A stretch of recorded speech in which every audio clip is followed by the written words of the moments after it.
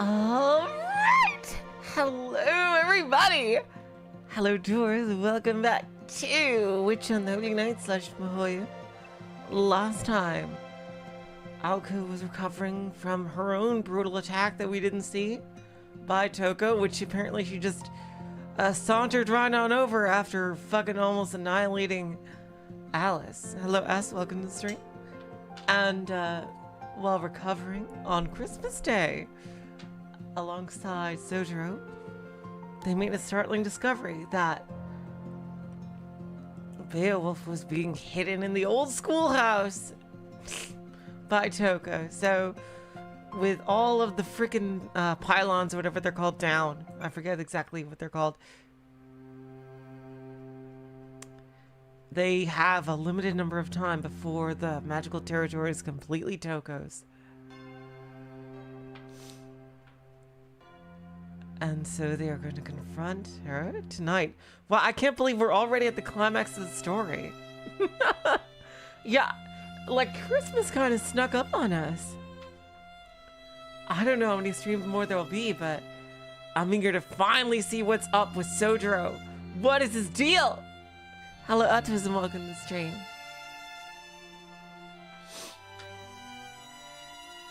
By evening, only Soujyuro remained in the chapel.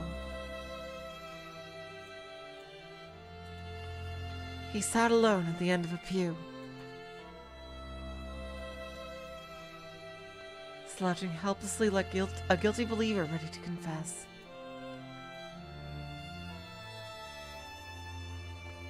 The chilly air seeped through the walls, turning breath to mist.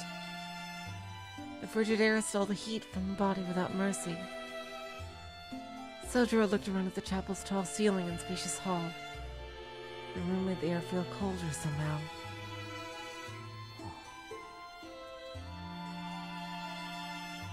Unsure of what to do with himself, he stared into space. His thoughts were entirely unfocused.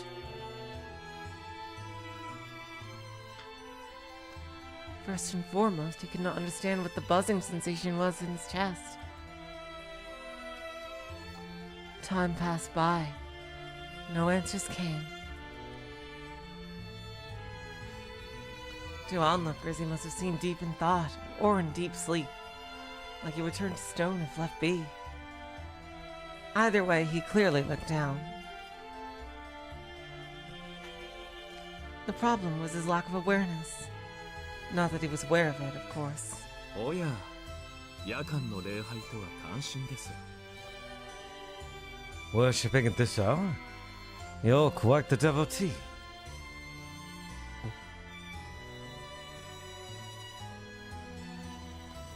He looks very sneaky, I gotta say.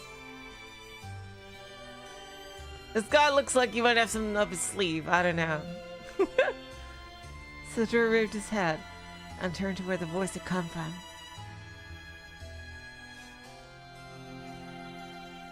Mr. 1990s anime man, with your Sephiroth hair antenna thing. Stood before the altar was the man from last night, dressed in priestly garbs. How long has he been standing there? Sound reverberated dryly throughout the chapel hall.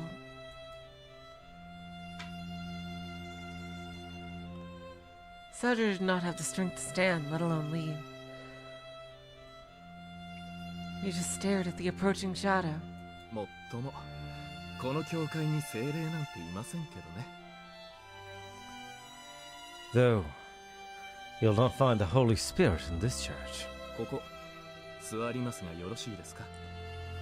Do you mind if I sit?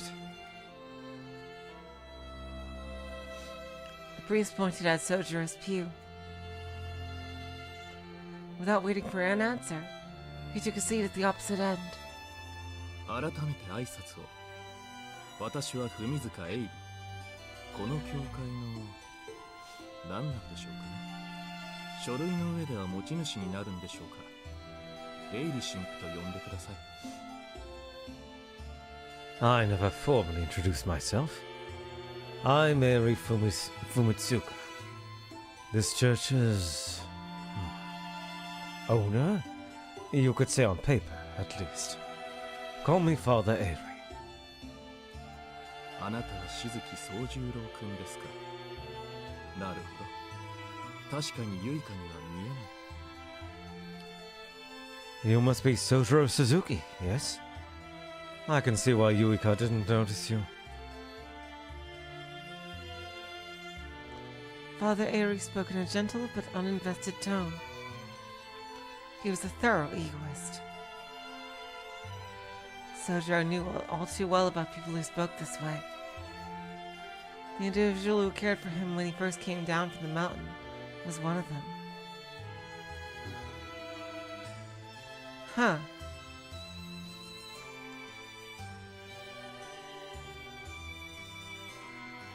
Soujyuro glanced across at him apathetically. Who's that?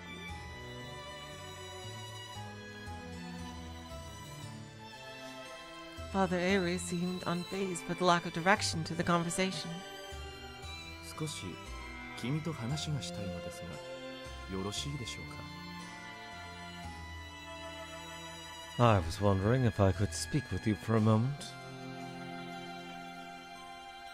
Soujyuro responded with a nod. Father Eri replied with an artificial smile. 青子が心配のようですね。You seem terribly worried about Aoko. 別にリツカさんにもそう聞かれましたけど、青崎の心配はしていないんです。Not really. Ritsuka said the same thing to me, but that's not it. Soujyuro stared straight ahead as he answered, his voice sounding uncharacteristically weak and unsure. けど、今はずっと彼女のことが気にかかっている。それが何だかわからなくて、さっきから考えてる最中です。Ooh.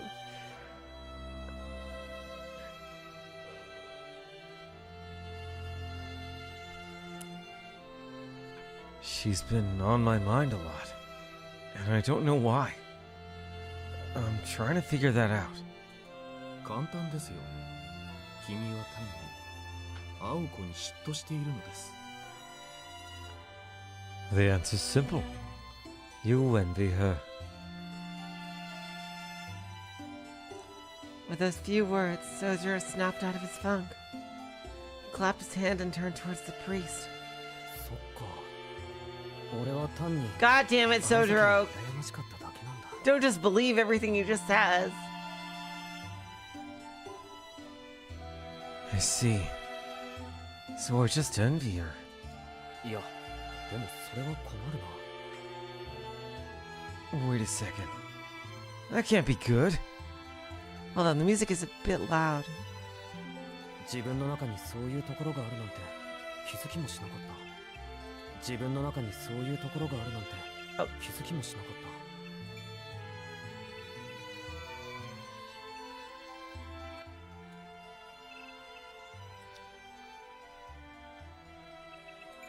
Wow, I don't know why it's super loud right now.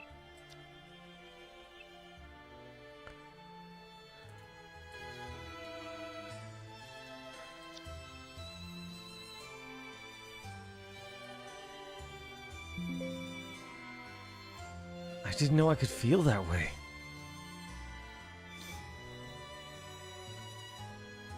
Father Eri did not respond to his confession-like ramblings.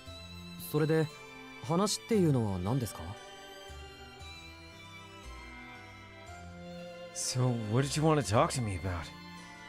いえ、話というより質問です。Well, it's more of a question I'd like to ask, really. 君は今まで山奥に住んでいたと聞きました。そこで一つ、どうしても気になることがあって。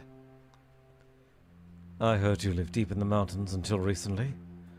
Something strikes me as curious. 気になることですか？ Really? What? はい。おそらく、今まで誰もあなたにこの手の質問をしなかったのでしょう。Here we go. Well, I doubt anyone has asked you this before. それはあなたが他人にその手の不安を感じさせないからです。実際私もそう思いますし。 No doubt because you don't unnerve the people around you. I admit I feel the same way talking to you. ですからまあこれも縁ですし、私も肩書きがこれですしね。迷える子羊がいるんですから、それなりの務めを果たさないと後ろめたいというか。 Maybe it's opportunity presenting itself, or my sense of obligation as a man of the cloth. But when I see a lost lamb, I feel a need to guide it. Father Airi looked at Soujyuro placidly. His pupils were like black holes that could suck the soul out of your body. おかしなことが気になるんですね。 I am getting strong Weissman vibes from him, my god. I'm not sure what you're talking about. その質問というのは。 What's your question exactly? いえ、ごく自然の疑問ですよ。 Oh, don't worry. It's nothing unusual. あなたはなぜ山から降りてきたのか。そこでなら君は幸福だったでしょうに。 That is a good question. Didn't he come to go to school, I thought? Simply, why did you come down here? You seem like you'd be happier back home. Soujyuro was not sure what he had done, but it sounded as though the priest was accusing him of something. Then again, it was a reasonable question, if a little pointless. Soujyuro had no answer. Father Airi ignored the sullen boy and continued. 山での生活がいかに厳しいものかは私も人並みには知っています。若い頃ちょっとした手違いで遭難したこともありますしね。 I'm somewhat aware of the challenges life in the mountains might bring. I experienced it firsthand when I made a small mistake in my youth. 山での生活はこの上なく簡素です。何しろ生きること以外に時間を割く余裕がない。楽しむために生きるのではなく、生きるためにただ生きる。生活は必要最小限をさらに切り詰めたものとなっていく。 Life in the mountains is incredibly simple. Your time is dedicated to survival. You don't live for joy, but rather to stay alive. It makes a minimalist lifestyle seem full of excess. 山での生活に比べれば、都市のあり方は楽園以外の何者でもないでしょう。 Compared to that, city life should be nothing short of paradise. ですが、楽園の定義は人それぞれです。 However, paradise means something different to everyone. Soujyuro still did not answer. His expression remained blank. The only sound was the priest's voice echoing around the chapel. 一粒の種の誕生すら喜びになる生活。 A life where even a single seed could bring joy. 電気の明かりがどれだけ暖かでも、自然のままの厳しい寒さを君は尊んでいたはずです。 Ah, yes, it's this track, the Majora's Mask Observatory. Ah, it's a really great one.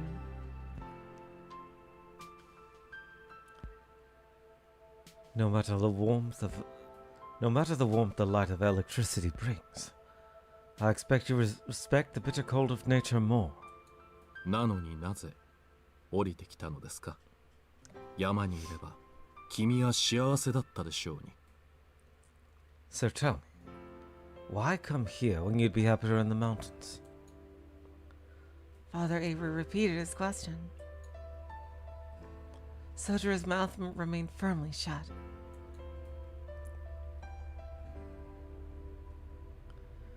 Not because he did not want to answer, but because he simply did not know how to.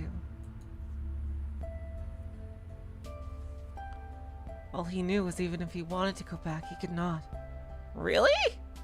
困ったものです。そこをはっきりさせないことにはいつまでも救いがない。 My son, salvation will not be forthcoming to those who choose to ignore its calling.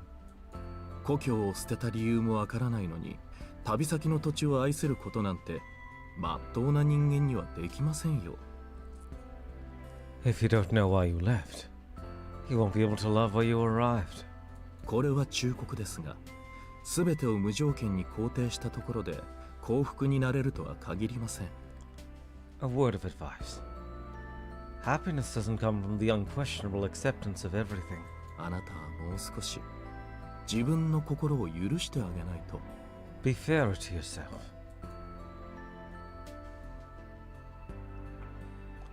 Soujyuro could not make sense of what he was being told. Only the father's last words made any impression on him. Being fairer to yourself is easier said than done, of course. And what that entailed, Soujyuro was uncertain of. ああ、そういえば。 Actually, that makes sense. Touko had mentioned something similar before, and it had impressed him. First her, now this priest. How could people know things he hasn't even told them? すごいですね。神父さんっていうのはみんなそうなんですか？ Wow. Are all priests like you? Soujyuro said, curious as to where the weight on his shoulders had gone to. In a way, one of his strong points is the fact that his emotional scars do not show on the surface. ええ、神父は悩みを暴くのが仕事ですから。 Indeed. A priest is obliged to shine a light on troubled hearts. ま、大抵は暴くだけで埋めるのに失敗するんですけどね。 Though, of course, that's not always enough. お、悩みを暴くって、つまり相談事ですか？ By shine a light, do you mean talk things over? そういうソフトなのも承っています。私が解決できる悩みなどたかが知れているようですけど。 Yes, to a certain extent at least. The only problems I can solve are mostly small. The priest shrugged, looking a little disconcerted. Granted, Soujyuro still did not trust Father Airy at all, but at that moment anyone was a ray of light in his eyes. じゃあ、たかが知れた程度の悩みを聞いてもらえますか？ Do you mind helping me with another small problem? 君が青子をなぜ羨むかですね。 You want to know why you're envious of Aoko, correct? It was as though the priest could see into the boy's soul with his serene eyes. まあ、そういうことです。 Well, yeah. 自分でもどうしてそう思うのかがわからない。でもあなたならそれを知ってそうだ。 I don't even know why I feel this way myself. But you seem to. 知りませんけど、まあ無責任に答えましょうか。 I don't. I can simply guess, not being the one to shoulder the burden. それはおそらくあなたには根拠がないからですよ。 Your envy may come from your lack of a foundation. 自分の色がないと例えた方が正確ですが。 Or more accurately, your lack of a color of your own. Soujyuro squinted, trying to understand the priest's complicated yet concise answer. ほら、そこです。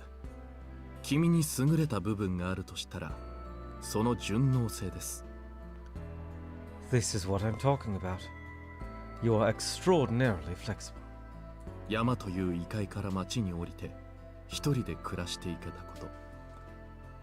You learned to live alone in a city after coming down from the mountains. ようやく慣れた常識の中で、青子たちという非常識と関わっても暮らしていけたこと。 And then, once you've gotten used to that, you started living with Aoko and Alice in a very different world. そうであると努めているにしても、あなたの順応性は際立っている。I don't know if you consciously try to adapt, but regardless, your ability to do so is astonishing. 原因は知りませんが、君には初めから自我というものが第一に現れてはいないのです。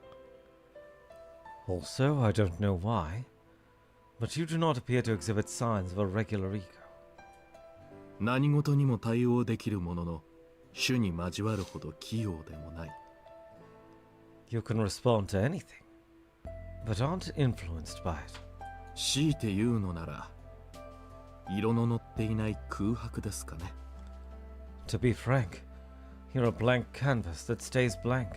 風景に溶け込む自然さは素晴らしい人徳ですが、自我がないということは居場所がないということですから。While blending into your surroundings is a wonderful thing, no sense of self means having no place to call home. いいことばかりじゃありません。Your talent is a double-edged sword. ユイカにまで見えないというのは予想以上でしたが、 The fact that Yuika didn't see you was unexpected. 姿なき精霊すら捉えるあれが見えなかったのですから、君の無欲ぶりも筋金入りだ。She can perceive even incorporeal. Sorry, God. She can perceive even incorporeal elemental spirits, and yet not you. That says a lot about your lack of greed. As if amused by something, Father Airi grinned. However, Soujyuro understood neither the meaning of his smile nor his words. 憶測に過ぎませんが、青子はあなたを見て反感を覚えたと思いますよ。This is mere speculation, but I believe Aoko feels resentment when she looks at you. 自分のないあなたは自己を押し通してきた彼女にとって認めがたいものだったでしょうから。To a brazen soul like her, your lack of self is something she cannot accept. そして同時に、あなたは青子に自分ではどうしても手に入れられないものを見てしまった。And yet you see something in Aoko you could never attain. 言葉にするとくだらない表現になりますが、そういうことです。It feels crude to put such things into words. But it is what it is. 先ほどは嫉妬と言いましたが、それは訂正しましょう。A moment ago I said you envied Aoko. But that's not quite true. 君は青子に、いや、いいです。In fact, you... No? Never mind. 言葉にするのは、Ah! Come on! Some things are best left unsaid. Father Airi smiled gently. It was a fresh-faced grin that belied his age. Hello, Blink Luck on the stream. Whenever it came to Aoko, he seemed to forget his role as a priest.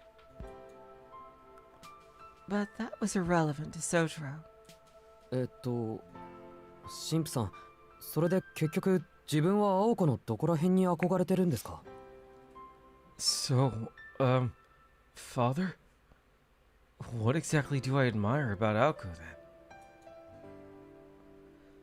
Soujyuro responded to Father Airi's rambling by being direct. Some would say the priest had been direct himself, but this was Soujyuro and he needed things spelled out. 今のでもわからないと。You still don't get it. 参りましたね。こういうことは言葉を尽くすほど実感が湧かないものですが、まあ、私も神父と呼ばれる身です。少し切り口を変えて代弁してみましょう。Then you have me beat, Soujyuro.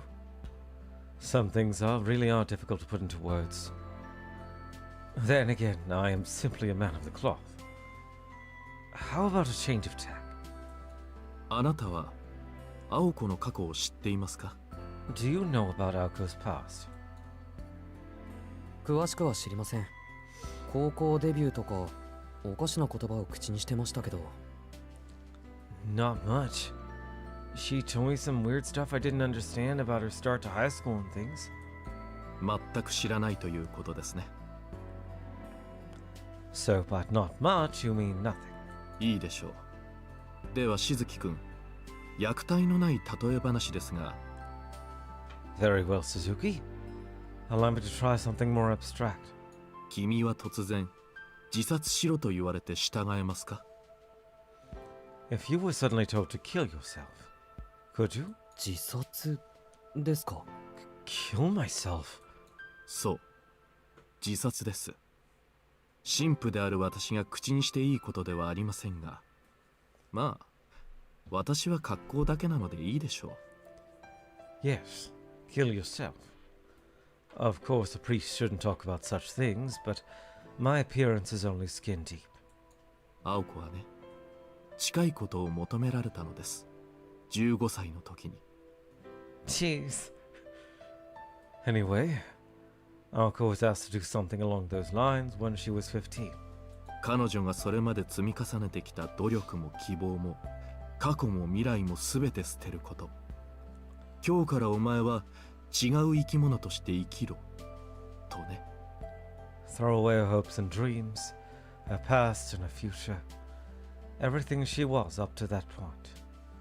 Become a different being entirely. どうです？それは自己の抹消。未来の死と同じだと思いませんか？ Well, the end of yourself is the end of your future. Wouldn't you agree?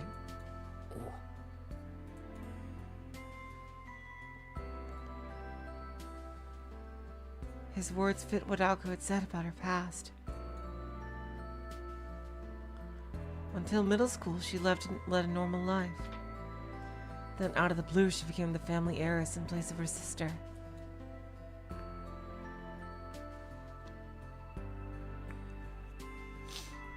Becoming a magician meant casting aside the life she had known.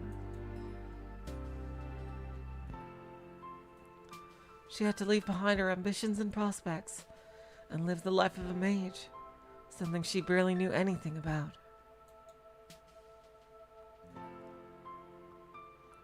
Her life up to that point had taught her that everything from then on would bring her misery. Aoko's grandfather was not the forceful type. Your sister has failed. Now it's your turn, he had said. Did Aoko resist? Soujyuro could not begin to imagine.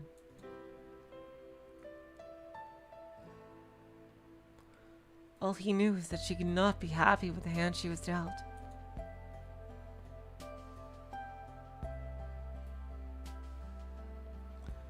Even if the life of a magician was attractive, to believe the possibility that Aoko could give up her lifestyle up to that point was to not know her at all. Aoko Ozaki put her all into everything. She had probably achieved a lot in those 15 years. Her achievements and prospects were no doubt enough to make anyone jealous. But did she have the conviction to those? Oh, goddamn tugging typos in this game! Seriously! But did she have the conviction to throw those away and go back to square one?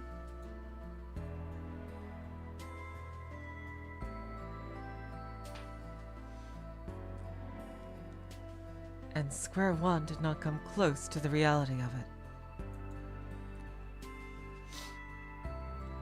The future she had envisioned for so long would have been obliterated. 青子はどうしたんですか？ So, what did Aoko do? いやー、これがもう全くの頑固者でして。 From the look of it, it seemed like she wanted to become a musician.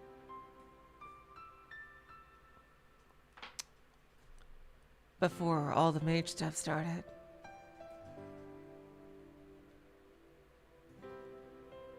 Well, we're talking about one exceptionally stubborn girl.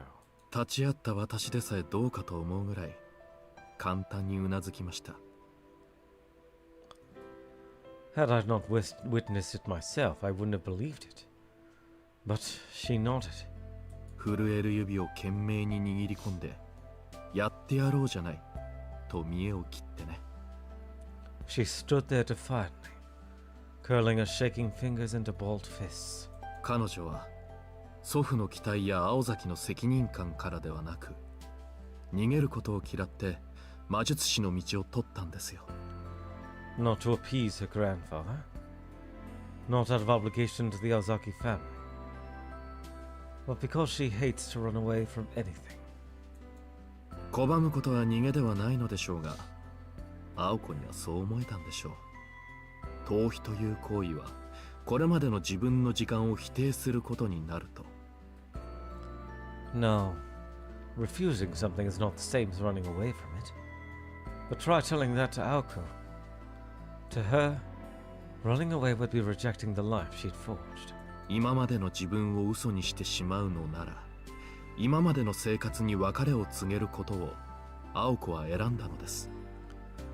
If that was all to go, she would say farewell on her own terms. So that was what she did. まあ、極端ではありますが、あれは前に進むためなら、全てを捨てられる人間なんです。Extreme? But she's the kind of person who would sacrifice everything in the name of progress. An affectionate smile crossed Father Ari's face. Rather than signaling his closeness to Aoko, he conveyed the pride of a guardian.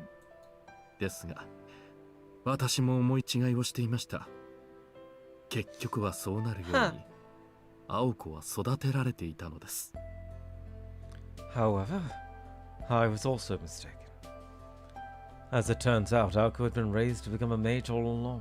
彼女の祖父は、トウコが家を出ることも、青子が跡継ぎを了解することも読んだ上で、あの二人を育ててきた。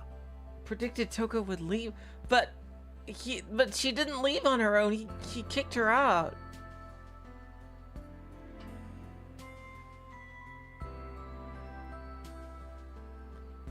Her grandfather predicted Touko would leave, and that Aoko would become his heiress, so he raised them both accordingly.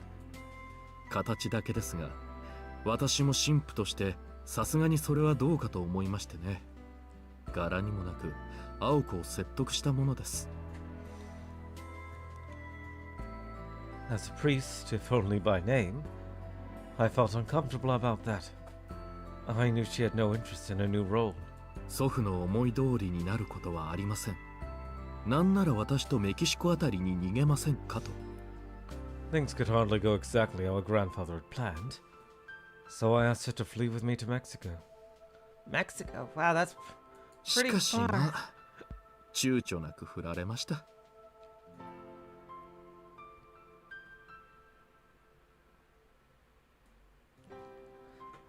Why Mexico of all things? Alas, she turned me down without a moment's thought. その時の彼女の返答は、今でも一言一句覚えています。I still remember every word of her answer. だって、私一人がどんなに泣き叫んでも、今の状況は変わらないんでしょ? Well, me crying isn't certainly going to change anything, is it? 私にしかできないなら、正面から受けて立つ。If I'm the only one who can do it, I'll do it. たとえ不本意で、突然投げ込まれた川の中でだって、できることはあるはずだもの。Even if I get thrown to the wolves, I'll just have to find a way to survive. 逃げるなんてのは最後の最後。Running away is only a last resort. それまでは、せいぜい華麗に踊ってやるわ。Until then, hear me roar.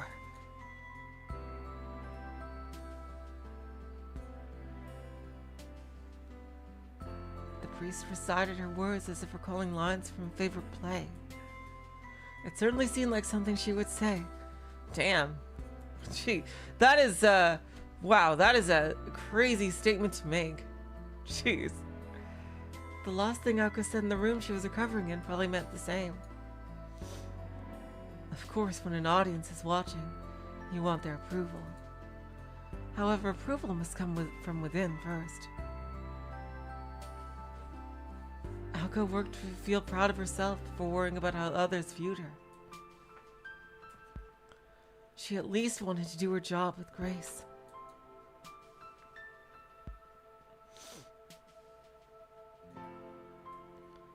In response to everything she had lost, she would hang in there, even if it meant going alone.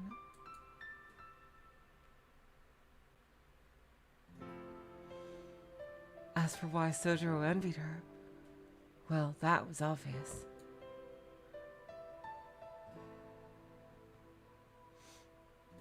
To Soujyuro, she lived her life with her head held high.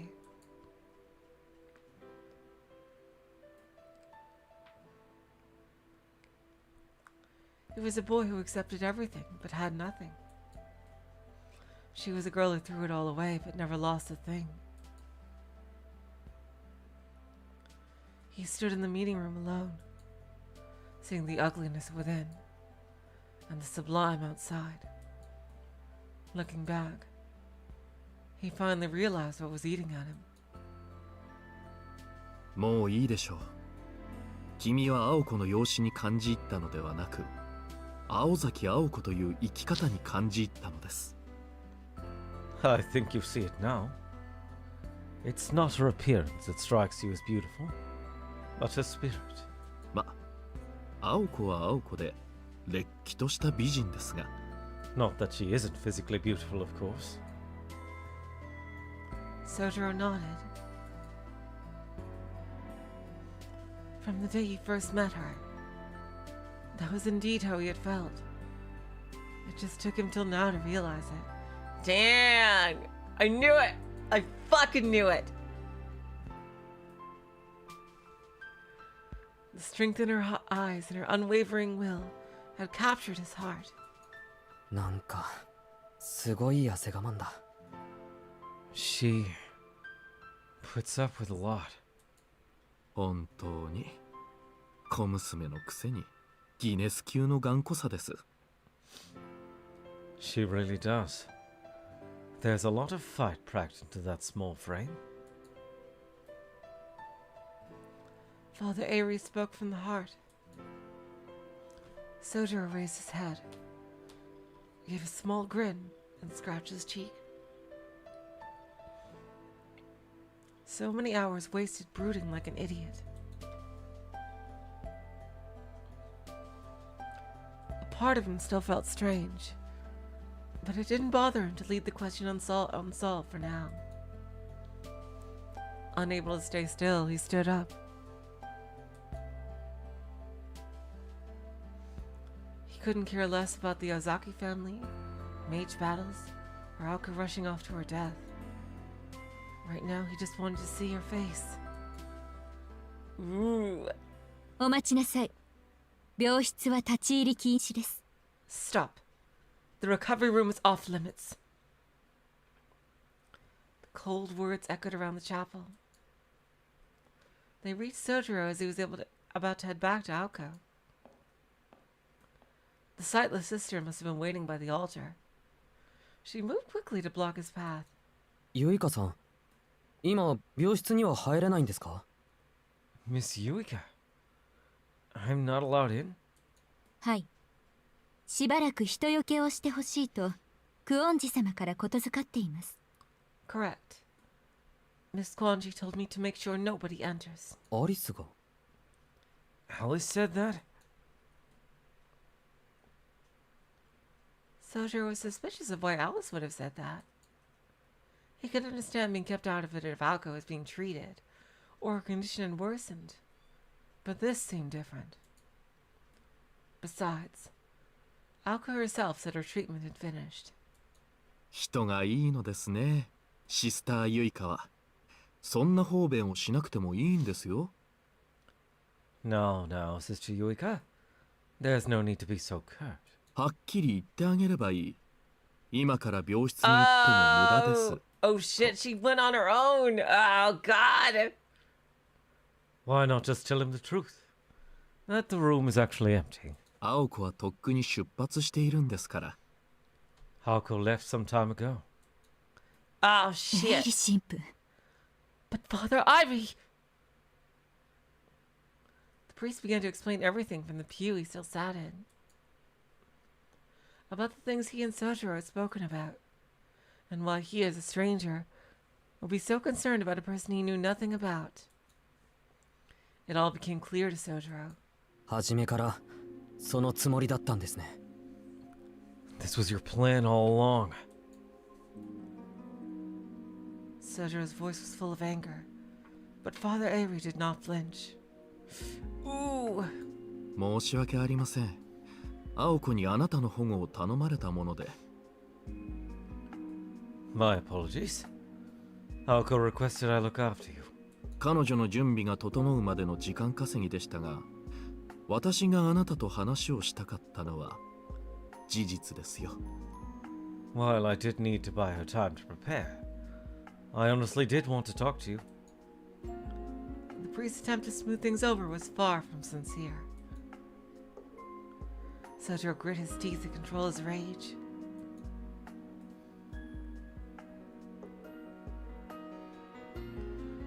Why had they not stopped Aoko and Alice from heading towards certain death? Because both the nun and priest were of the same ilk as the mages.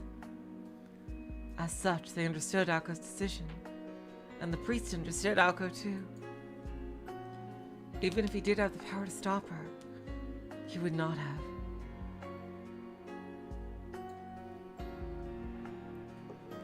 The Aoko Ozaki he knew was not about to hide away in a church and lick her wounds.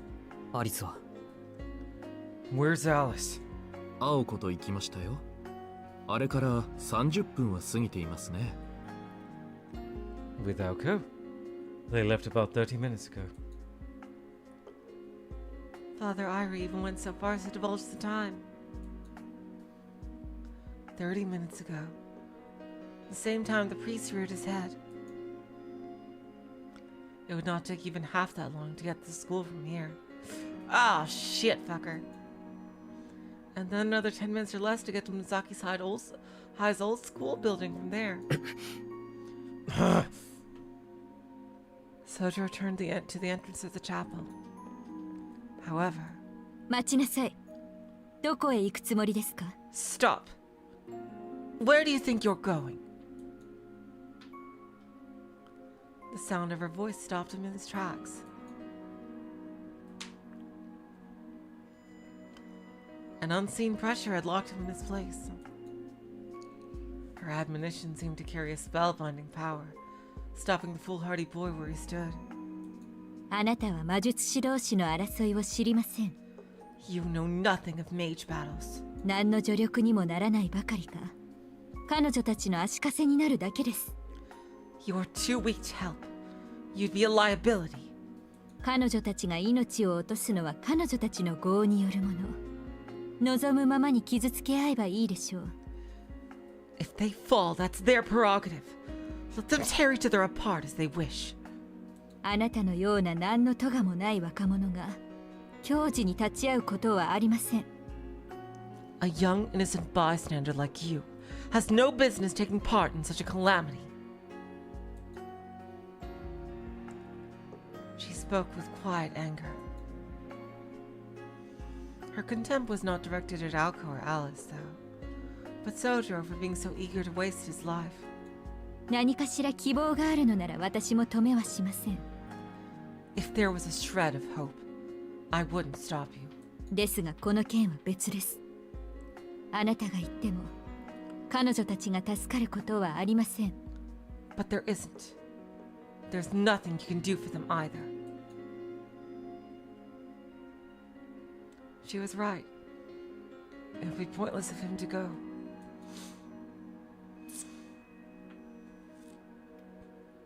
At the amusement park, he had been useless in the end. Well, that's not true at all. He was the one who put, like, the freaking refraction lens hair in place. Now they faced something even worse. He couldn't even imagine how he might contribute this time. 言っておきますが、青崎青子は祖父に護身術を教え込まれています。魔術以外でもあなたより腕は立つ。Listen carefully. Aoko Ozaki's grandfather trained her to protect herself. Magecraft aside, she's still tougher than you. その彼女もあの使い魔が相手では勝負にならない。 Even so, she still doesn't stand a chance against that beast of a familiar. Sojuro's physical strength, his only edge, meant nothing. If he went now, he would only get in their way. Yuiko was correct. And yet, でも行かないと。青子には返さなくちゃいけない借りがあります。 I have to go. I owe Aoko a debt I must repay. he spoke calmly, but firmly. Though almost moved, the sister frowned slightly. She felt bad for him, but her warning was for his own good. If he would not listen to reason, then she would have to make him sleep. Uh-oh. She's got her own magic, it seems. She raised a finger of binding at Soujyuro. それを言うなら返したい借りがあるですよ、宗十郎君。 You mean you want to repay your debt, Soujyuro? それとシスターユイカ、教会内での魔術は控えてくださいね。 Incidentally, Sister Yuika, please refrain from using magecraft within the church. 使うのなら史跡に留めてもらわないと私の査定に響きます。 At least save it for religious ceremonies, or it'll affect my investigation. Investigation of what? まったくおとなしそうに見えて律香君より短気なんですから、あなたは。 Lord, give me strength. You seem so quiet, Soujyuro. But you're more short-tempered than Ritsuko. エイリ神父。しかし、 If I may, Father Avery. 行かせてあげればいいじゃないですか。それともあなたはやはり青子たちに退場してほしいと？ I see no harm in letting him go. Or would you rather see Touko destroy Aoko and Alice? その問題と彼の献身は別の話です。 That issue is separate from the suicidal devotion. 改めなさい、しずきさん。あなたが言っても何もできはしないのですから。 Reconsider, Mr. Suzuki. Even if you go, there's nothing you can do for them.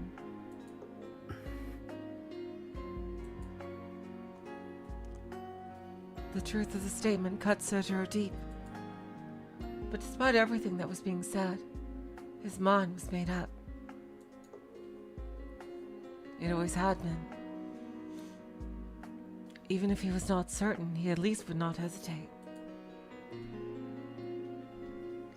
He had always followed his instincts to the end, no matter where they took him. 分かっています。 I know, でも行かないと。 but I'm still going. Jeez. ここにいたら本当に何もできない。 If I stay here, I really am powerless. His heart burned in his chest. While he listened to the priest talk, he could only think of seeing Aoko. Oh. He was not worried. He did not want to help. He just wanted to see her. He would figure out what came next once he got there. ほら、献身なんて考え自体が間違ってるんです。 See? He isn't suicidal. 足を引っ張ると言いますが、どのみち青子たちに勝ち目はないんでしょう？ You say he'll get in the way, but Aoko and Alice stand no chance of winning anyway, correct? なら彼がマイナスになってもいいじゃないですか。どうせ破産するなら豪快に破産すれば。 So, what's the problem? Better to burn out in a blaze of glory. 神父。 Father! ほら、宗十郎君、行って行って。 What are you waiting for, Soujyuro? Get going. シスター、今のあなたの返事で心が折れましたから。 Your responses moved, Sister Yuika.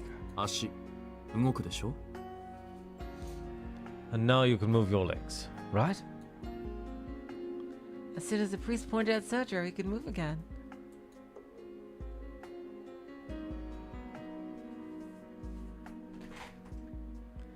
The pressure weighing on his shoulders lifted, along with the fear in his heart.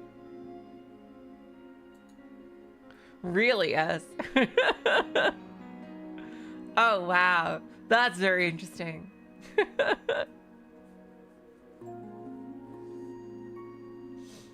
Could he help? Would he expose Aoko and Alice to more danger? All such doubts had vanished. 行きます。縁が残っていればまた。I'm heading out then. With any luck, we'll meet again. はい。なんであれ、後悔のない一日を。Good. Whatever happens, no regrets. And with that, Soujyuro began to run, as Father Airi watched with a look of satisfaction. The priest knew if he could not persuade Aoko, he could not convince Soujyuro either. He watched the impetuous boy run away, as the blind nun listened to his footsteps fade into the distance. Yuika was different from Soujyuro and the priest. While she showed no mercy to corruption or self-righteousness, she embraced benevolence to the innocent. Such an ordinary boy with his life ahead of him, and yet he chose to follow heretics into hell. 最悪ですね、エイリ神父。How can you live with yourself, Father Airi? 分別のつかない子供を導くのが責任のある大人だと思いましたが。I thought responsible adults guided wayward children. She made no effort to hide her biting disapproval. It was simply her way of showing concern for the boy. Father Airi shrugged. だから、いろいろと間違えていますよ、シスターユイカ。You're mistaken about a few things, Sister Yoika. 責任のある大人なんて言葉自体がおかしい。Your use of the term responsible adult, for a start. 何が起きても責任を取る。それが正しい大人というものです。An adult is someone who takes responsibility no matter what.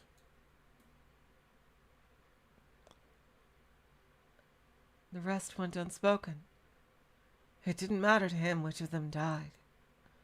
With a warm, goodly smile, the priest corrected the nun's misunderstanding.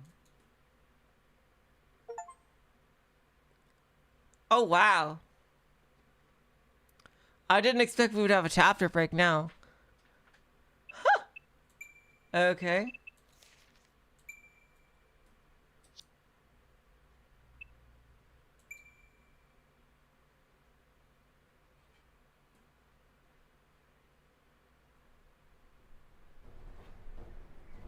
Oh shit, I forgot the whole, hold on.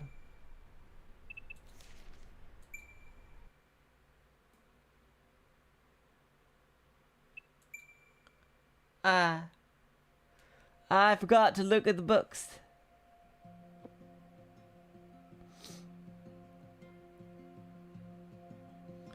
Wow, we are really getting there. Oh my god.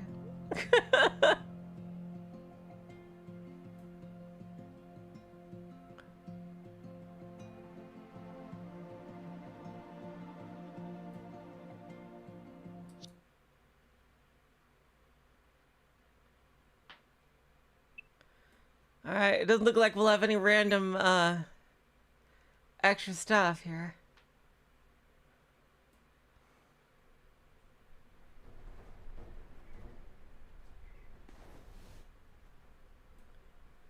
The golden wolf's ears stood pointed, twitching in response to the sounds around it. Its meal finished, it curled up into a ball in anticipation of nap time, and yawned, half from boredom.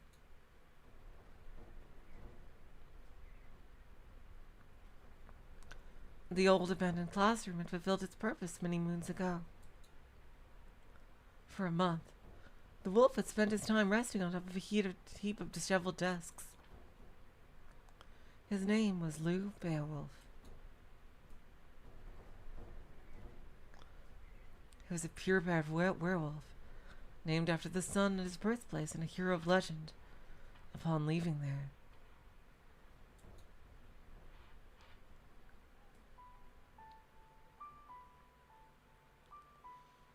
It goes without saying he was not from this country. He came from a land deep within the European wilderness, surrounded by mountains and forests. His homeland was a realm no human had ever set foot in. In their isolated world forgotten by time, a diminishing race of werewolves lived in peace. This was where Beowulf first appeared.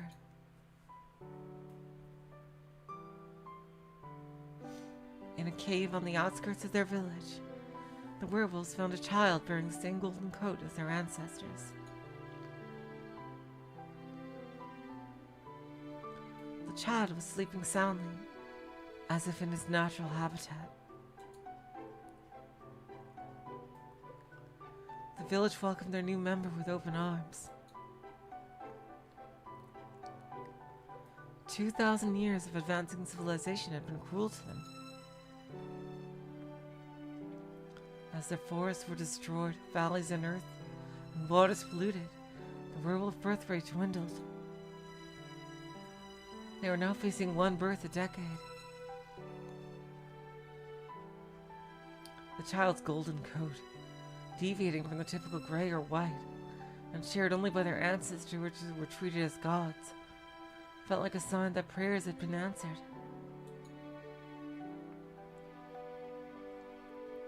A bloodline in atrophy.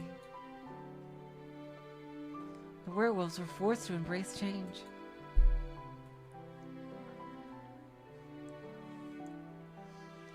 This radiant child at least temporarily made them forget about their troubles. Alas, as time passed, their hopes turned to disappointment. The golden wolf was not their salvation. For some reason, that ray of golden sun, remained a child. Decades passed and still he did not grow. Forever young, immortal, cursed. He searched the village for his birth mother, but to no avail. He searched the village for someone who understood his plight, but to no avail.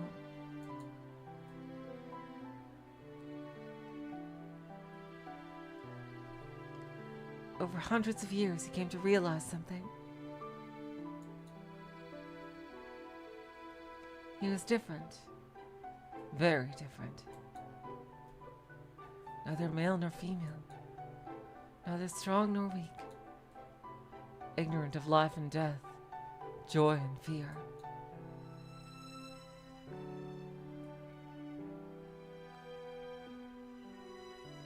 That thing's a spirit, born of nature.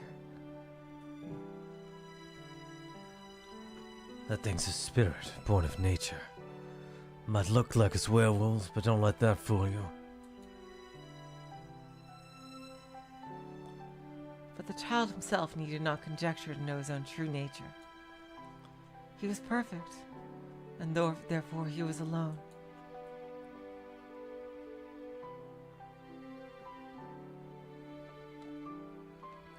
To the golden wolf, the world was too small. That was why. Indeed, that was the very reason. He wanted to know what life was. He wanted to know loss. If he was all-powerful, he wanted to know the mystery behind his all-powerfulness. Because as it was, his existence was meaningless. The golden wolf was at a loss. As were the werewolves around him. They revered him, but at the same time, they wanted nothing to do with him.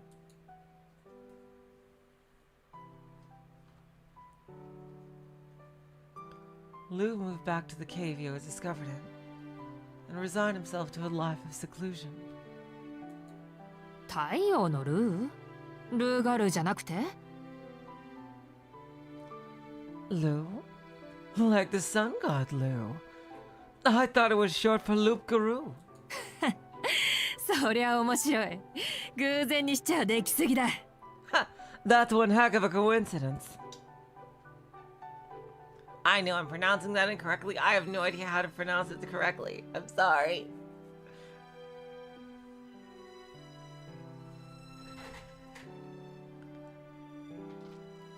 I've seen that phrase written down many, many times. I've never heard it said out loud. And then one day, a quirky mage visited the village.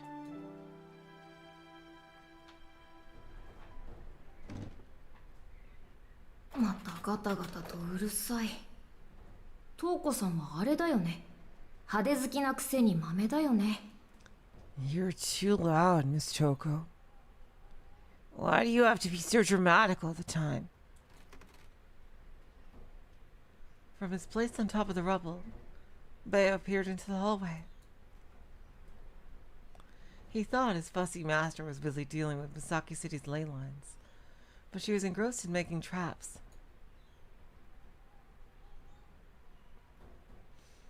One month passed since they made the dilapidated building their makeshift workshop.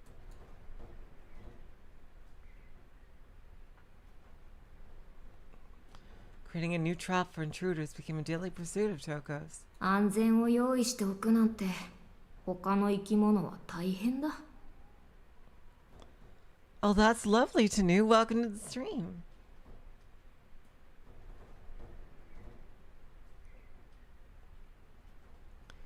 You worry about your safety. What about the other creatures? Having been like this since birth, knowing neither infancy nor dotage, he thought differently than others. For he was perfect from the day he was born, never declining, never improving. As such, he had no comprehension of weakness.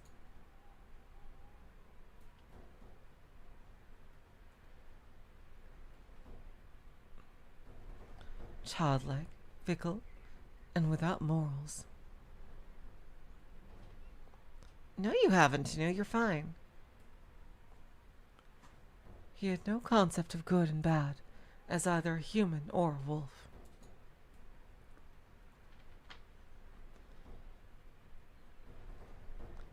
A beautiful creature disconnected from the world around him. He was on top of all other creatures.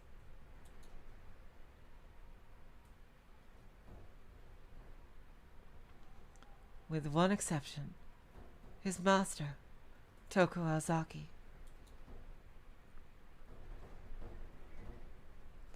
She showed him a sparkling, delicious world, and above all, he found her scent refreshing. To him, the world was divided into what was cool and what was not. Your preference and leisure pursuits were of no consequence to him, and he never took gender into account. The only thing that mattered to him was whether a person's life was logical, and therefore cool. Touko Hazaki had her faults, but she smelled good. ベオ、昼食は済ませたか?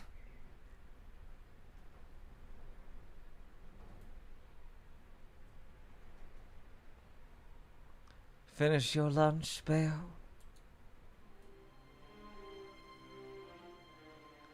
Beo's master entered the classroom, presumably done with her traps for the day. 夜が本番だ。それまであまり羽目を外すなよ。 It's showtime tonight. Just keep it together until then. Sometimes, like now, she would nag him. But on the whole, his master pleased him. In reality, the contract binding her to him was not particularly powerful. If he wanted to, he could tear it to pieces at any time.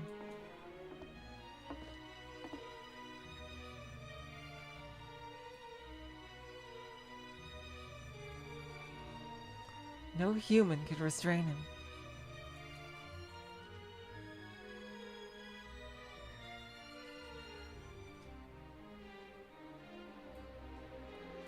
I don't know who that is, Tanu.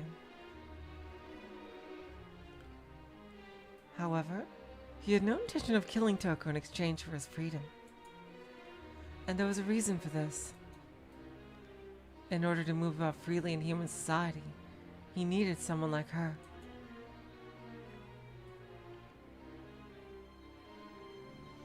As long as she did not offend him, he had no reason to rock the boat.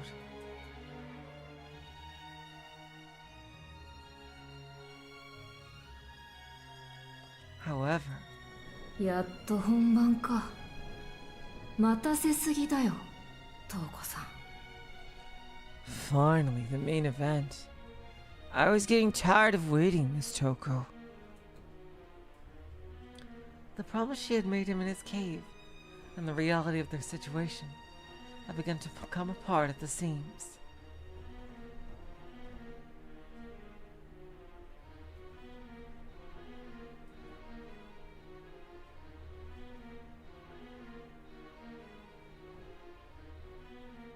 Koi. 最高の神秘と戦わせてやる。 Come here. I'll let you fight the most powerful mystic there is. He was compliant up to now, but his patience was wearing thin. The fight with the newest magician last night was an enormous letdown. そういうな。私も昨日は拍子抜けだったんだから。 Oh, hush. I was just as disappointed as you were. いいけどね。実はあの子、使わないんじゃなくて、使えないだけじゃないの？ I'm not that blunt. But why won't the girl use it? Because she can't? His master's expression turned serious. Use what? Not in agreement with at the wolf's question, though. Where she had already asked herself the same and many other similar questions. いや、使うぐらいなら死んだ方がマシなのかもな。 No. Because she'd be better off dying than to use it, I suppose. そんなバカなことがあるの？使わないと死んじゃう状態だったんだよ。 Which one? God damn it. That doesn't make any sense. She almost died because she didn't use it. だから、そんなバカな考えが成立するぐらい。 Which proves my point.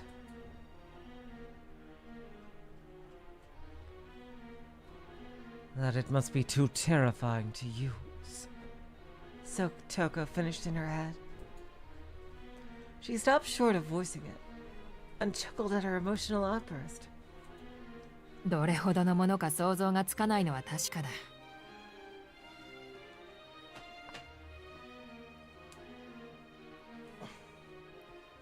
Sure, I can't even imagine what it must be.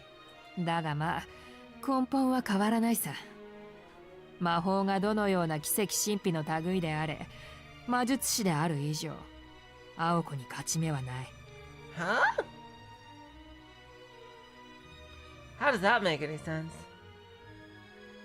Still, this changes nothing. Whatever sort of miraculous mystic or magic is, as long as she remains a mage, she can't win.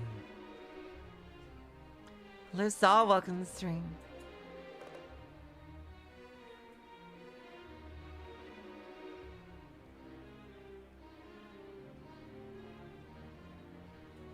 With those words, Via's master walked out of the room.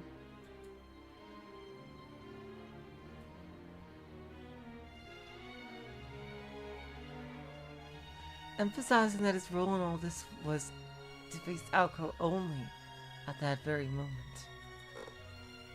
魔法ね。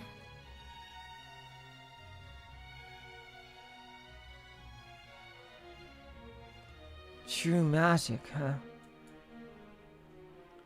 The bored look in his eyes shifted. He recalled the taste of that girl, his long tongue sliding over his chainsaw like fangs. Make no mistake, he would finish his meal.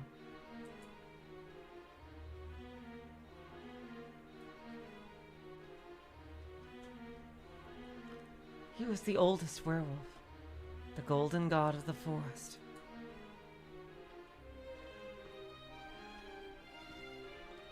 For as long as he could remember, no, from the moment he appeared, he had been the most powerful creature of all. All man-made mystics were trashed before him. Magecraft was laughable, and even mystics, artificial miracles, were futile. Their very existence was an insult to him. もちろん、そういう契約だし、ちゃんと平らげはするけれど。 After all, that was the deal. When the time comes, they dig right in.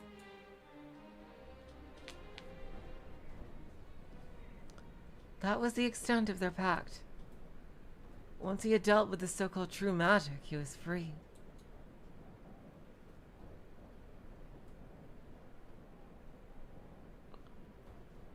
His eyes burned with the wolf inside of him. His fanged maw twisting into a sadistic, beastly grin. Tang.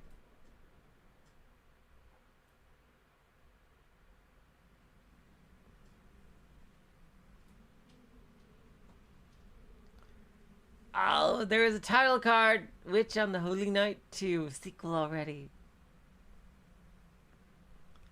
It was just past 7 p.m.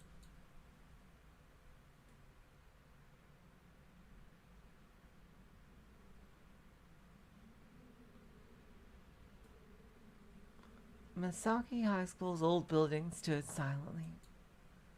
While life from the city reached the area, the forest and mountains kept the area hushed. Nothing unusual. During winter vacation, the old building, now still covered in yesterday's snow, was rarely used. Without signs of life, such unused structures were mere emoluments of what once was, nothing more. The old school building would remain that way until the start of the new semester.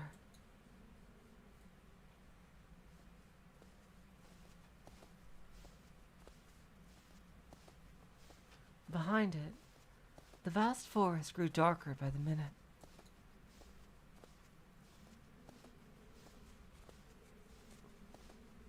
If the building had died in just under 2 weeks of vacation, what became of the forest over the years?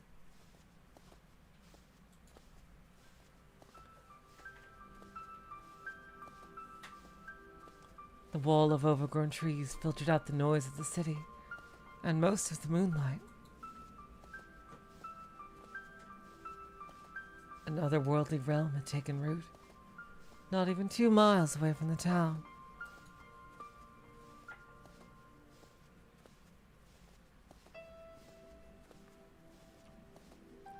Piercing the cold night air, footsteps crunched through the powdery snow.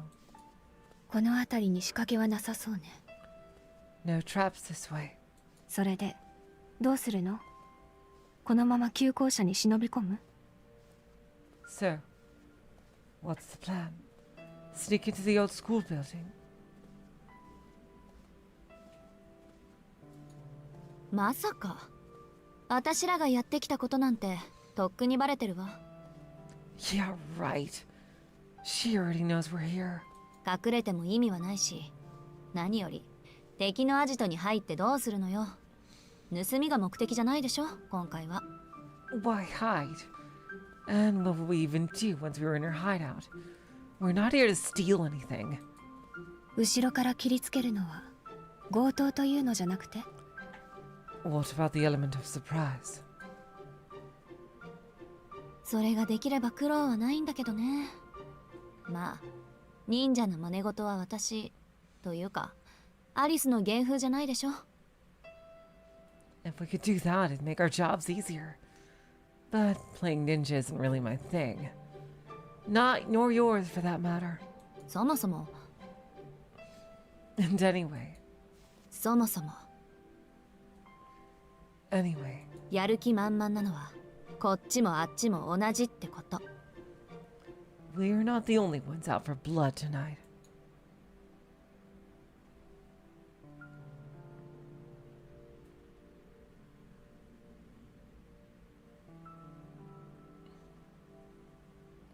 The sound of their footsteps stopped in unison. The old forgotten Misaki High School building stood before them. What used to be the schoolyard was now a barren snowscape.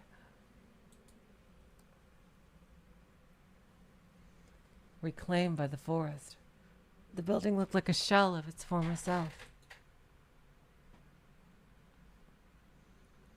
The surrounding trees resembled standing mourners at a funeral. せっかちなお嬢さん方だ。タイムリミットまであと4時間はあるというのに。 Talk about impatient.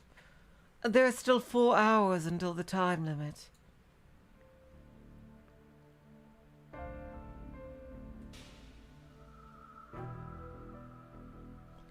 Alone in the middle of the white altar with the lone, scarred red mage. And she came out from the forest. As she came out from the forest, Aoko lowered herself slightly, scowling at her distant target. Next to her, Alice stood motionless.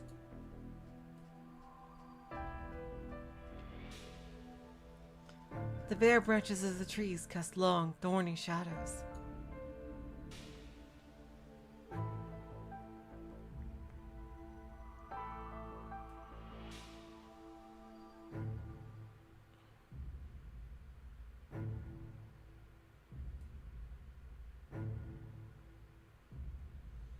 Aoko was reminded of Sleeping Beauty, except this mage wasn't nearly as pleasant as the princess in that. Not to mention she wasn't sleeping, and there was no prince. Hello, Dustblight, welcome to the stream. Regardless, this princess came out of her schoolhouse castle to greet her challengers. その体で無理をして。 Putting yourself in that condition. あなたのそういうところ、姉としてどうかと思うわ、青子。 You do make your big sister worry, Aoko.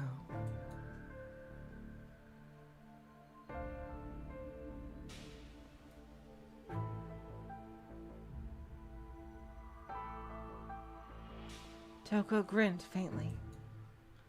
Aoko fought back the urge to respond. Meanwhile, Alice stood in silence, uninterested in sibling rivalry.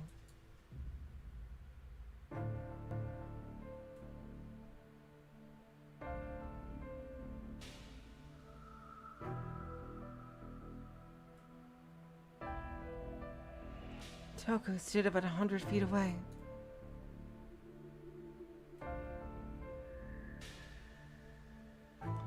With their senses sharpened through magecraft and the silence of the forest, they could hear each other perfectly. The golden wolf was nowhere to be seen. Touko faced the two girls alone.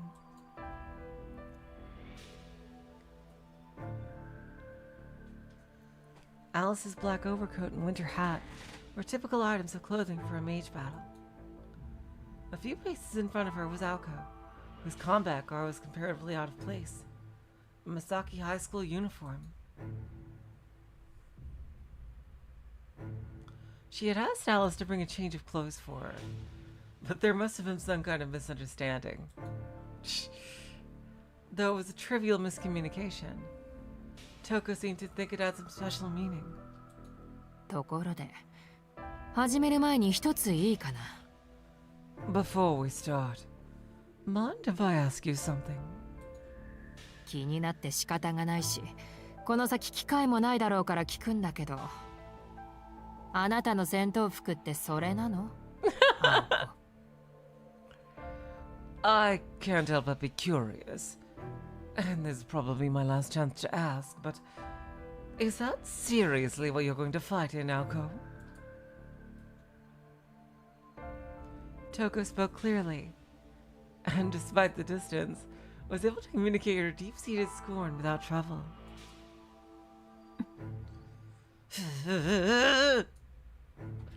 Aoko would rather attack than engage in small talk. She decided to take the bait. そんなわけないでしょ。今までこういう機会が多かっただけよ。数えるなら今日を含めて4回しかないわ。Don't lie. You've had plenty of chances to ask me. 4 times, including today. 私はまだ現役だからそれも悪くはないかもしれないけど、いつか流行るでしょ、こういうのも。Well, this is my job right now, so I think it's fitting. Besides, my fashion's ahead of the times. Aoko was sure to emphasize her words. For a split second, Touko's eyes narrowed. 呆れたな。相変わらずのローセンスだ。Figures. Same bad taste as always. それはどうも。人形を実の妹に見立てる異常者にそう言われるなら、一周回って安心よ。Thanks. It's actually a relief hearing that from a creepy puppet maker. With that, the two fell silent and glared at each other. Their bloodlust cut through the thick, cold air with a knife. Like a knife. While the two of them sized each other up, Alice surveyed the area around Touko.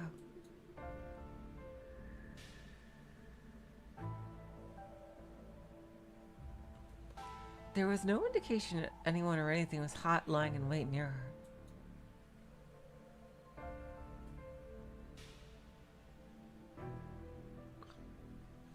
Perhaps she should see if the werewolf was still in the old school building. Maybe Touko didn't feel like Aoko and Alice were much of a threat in their injured state.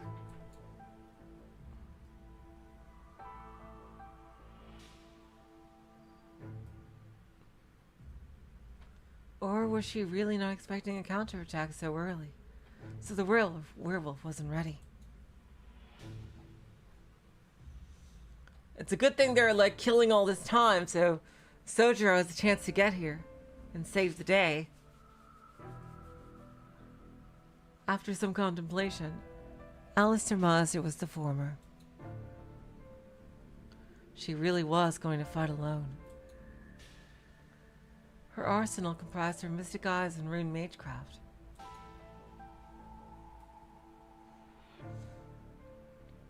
That was more than enough to deal with Aoko and Alice in their current state.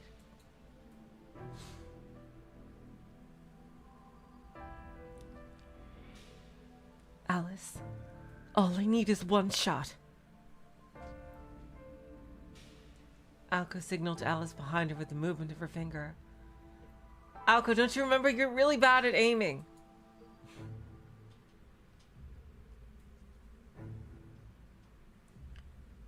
Alice had no objections. The original plan was for her to keep the werewolf busy.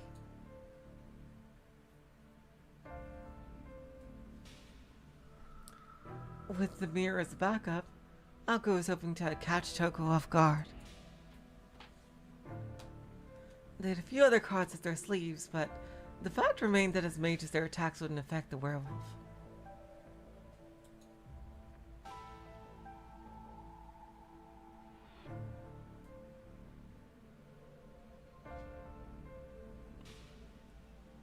So they decided to ignore it and focus on taking out Touko.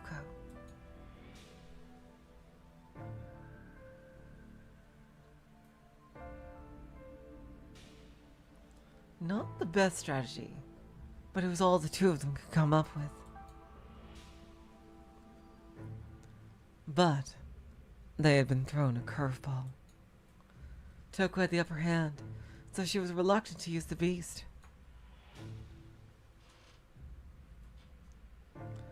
Aoko wasn't about to let this opportunity go to waste. By distracting her with sibling banter, she would settle things before the werewolf even showed up. じゃあ今度はこっちの番ね。 My turn to ask a question. どう？結界の張り直しは進んでる？ How are the fields working out? まさか昨日の今日よ。まだ手をつけてもいない。せいてはことを存じる。 What fields? What is she... Like the magical fields? Oh, please. It's barely been a day. I haven't even touched them yet. Can't rush these things. だいたい私の目的は霊脈の奥にあるもので、結界そのものじゃない。張り直しは予定にないさ。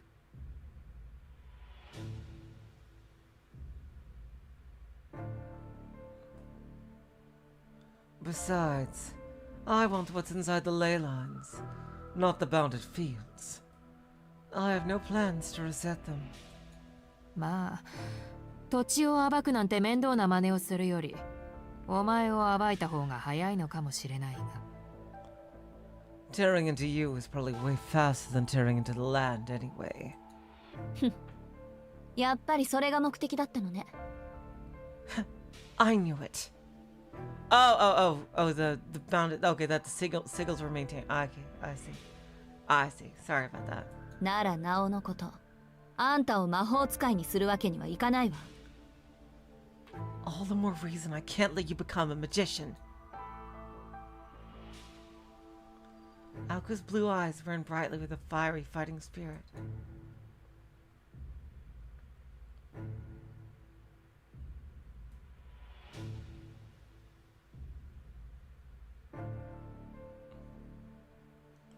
Even though her sister was ready to pounce, Touko remained motionless but for her mouth, which twisted into a smirk. 魔法使いか。確かにまだ執着はあるね。A magician, huh? Got to admit, I like the sound of that.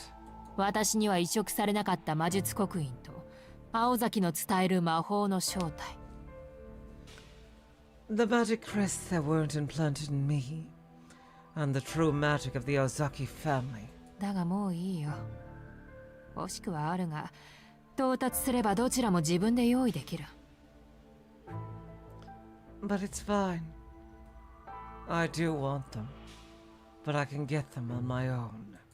それとも、今ここで、私のために魔法の正体を見せてくれるのかい？青子。Oh, wait. Did you come here to show me your magic, Aoko? Touko's words came out flatly, but her eyes mocked her sister. It was true, however, that if Aoko wanted to defeat Touko, her best chance would be to use this mysterious true magic. The only problem was that she couldn't. If she could, she would have used it to avoid being mauled last night. Aoko Ozaki couldn't use true magic. Touko believed she needed to fulfill some kind of condition. I wonder what it is! The protection their grandfather placed on the formula was to prohibit miracles from being easily realized.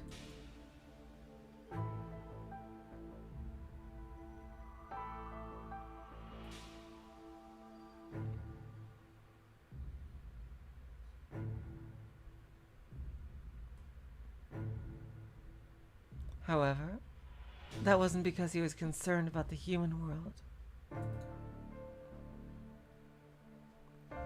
It was no exaggeration to say he'd feel nothing if magic leveled the entire city. The truth was, true magic never had any conditions. So then why can't she use it? Oh. Aoko was being held back by trauma. These 5 privileges, the only powers of their kind, were bound by cognitive seals.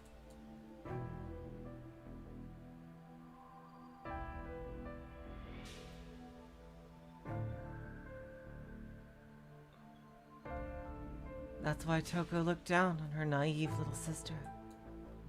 So weak. A body incapable of handling magic could be cut down with a mere sword.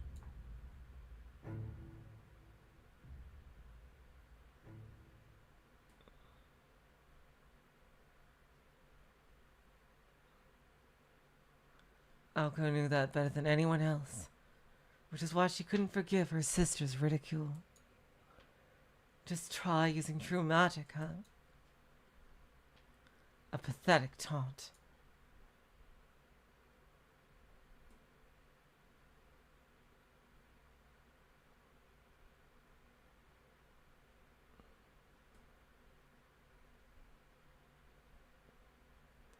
If that was how she wanted to play, then so be it.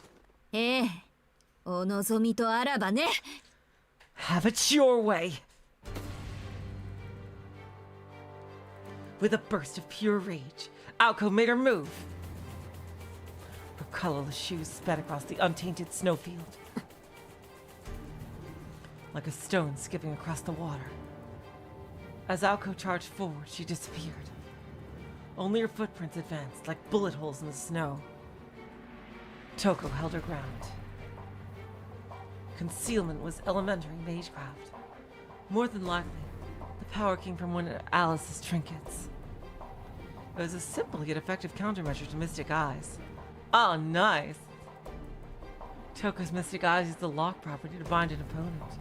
It did not have the Logos property to discern truth through an illusion. Oh, so she can't see invisibility. That was a trade-off. Once the magecraft's working were revealed, its weakness was exposed. 足癖が悪いのも変わらずか。 Still the same sloppy footwork.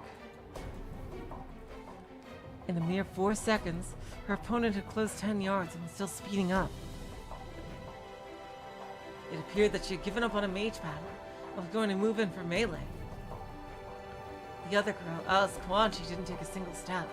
被弾覚悟の特攻。アリスから5符でももらっているのでしょうけど、反省なさい、青子。A suicide charge opened a friendly fire from the rear.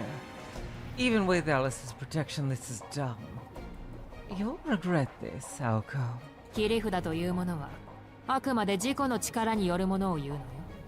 Your trump card has to come from your own deck. Sneering, Touko raised her left arm, holding out in front of her threateningly. 10 more yards. Unfortunately, her footprints gave away her position. そう。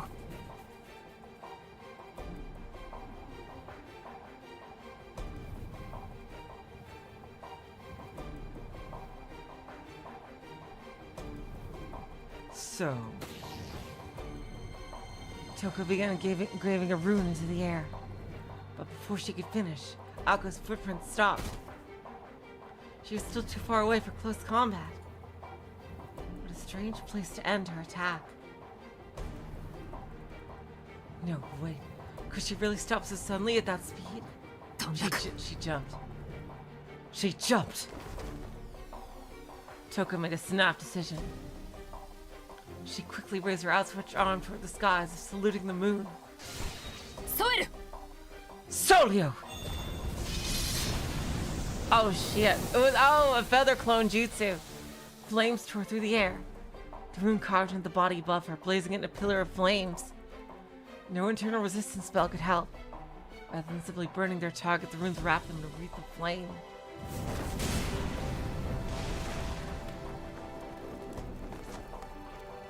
The assailant screamed, falling onto the snow-covered ground. In agony, she extended a burning hand out from the hellish fire, as if begging for mercy. It was the stuff of nightmares. The snow melted as the fire burned the attacker alive. Chirp, chirp. The movement was far too theatrical to be Aoko. Is it another Robin? Touko had already turned her gaze to Alice. She hadn't been watching the burning corpse at all. Touko knew it wasn't Aoko from the moment the body fell to the ground. マインスターの使い魔は何匹いる? Another dumb mindster familiar. Irritated, Touko glared at Alice. While Aoko had vanished into thin air, she hadn't moved at all. Blue energy traced a circle around where she stood. It was force to forth, 4-bar grand magecraft, mobilizing her magic crest. Touko only had a single action runes. No, she hadn't mastered anything above 2 bars to begin with. This torrent of energy was too much to handle. 言わず Awaz! The rune formed in the magic circle. Awaz, the rune of withdrawal, was evoked, and Aoko's concealment was undone, allowing Touko to utilize her mystic eyes. With her open pupil, the infinitely mirrored eyes captured their target in endless hell.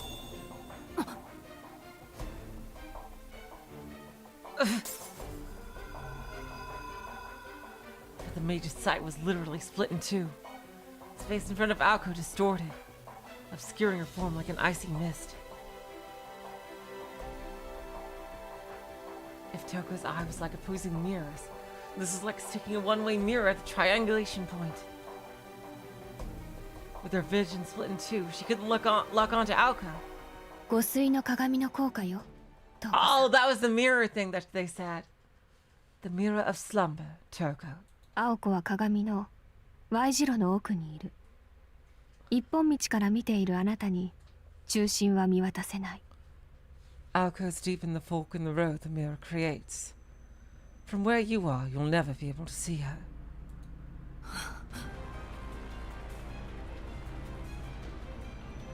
Alice explained without concern. Due to the herb Touko made Alice swallow, she was still unable to use her own magecraft. However, she could use ploys already in motion without using magical energy, such as the mansion's mirror and the aimless little blue bird. Finally, the magic bullet was loaded. セット、ルート、ディレクトカーラット。 Set, root, direct current!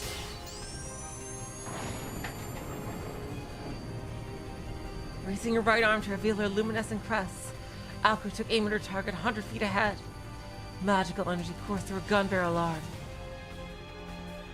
From the moment she had received Alice's invisibility, Aoko had begun chanting her magecraft. It took Touko a few seconds to notice. Aoko produced more spins in the awakened magic circus than she had ever done before. She readied not snap nor draw. Instead, she advanced past her third process. A compression of magical energy, magic blow. If she fired the blue ether that gathered before her, it would fly with the force of 10 tons. Using her magic crest to multiply the energy and machine gun her target, it was enough power to demolish even the old building behind her. Yeah, that's what I thought. Touko! Touko! Aoko stared intensely at her sister, ready to fire. Touko had no time to counterattack or even the speed to evade. The fact that she didn't move implied she knew that better than anyone. Acceptance filled her eyes, not fear. Aoko didn't hesitate. She squeezed the trigger on her right hand. ツアープラン、スターマイン、回路、放て! Magic bullet configuration. Convergent launch. Circuit. Fire!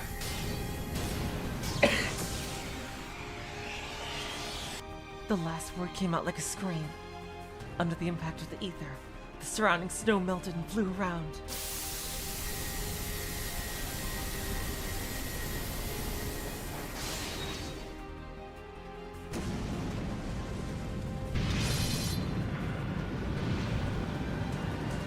We all know things like this don't actually work. Let's see how she countered that. Touko was engulfed in dirt.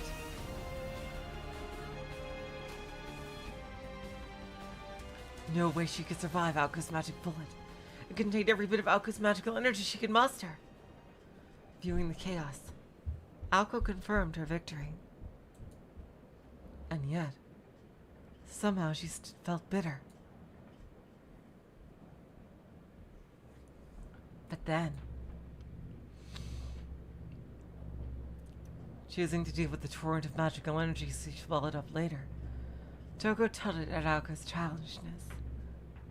Her disappointment was so deep that it bordered on despair. My disappointment is measurable. 学ぶにしては遅すぎたが。まあ聞いておけ、青子。It's a little too late now. But listen up anyway, Aoko. 切り札というものは先に出した方の負けなんだよ。Never play your trump card first. You'll lose. Her voice cold and aloof. She was completely unscathed, of course she was. The mage stood in the snowfield, not a single speck of dirt on her overcoat. Yeah, Touko hates sands, yeah.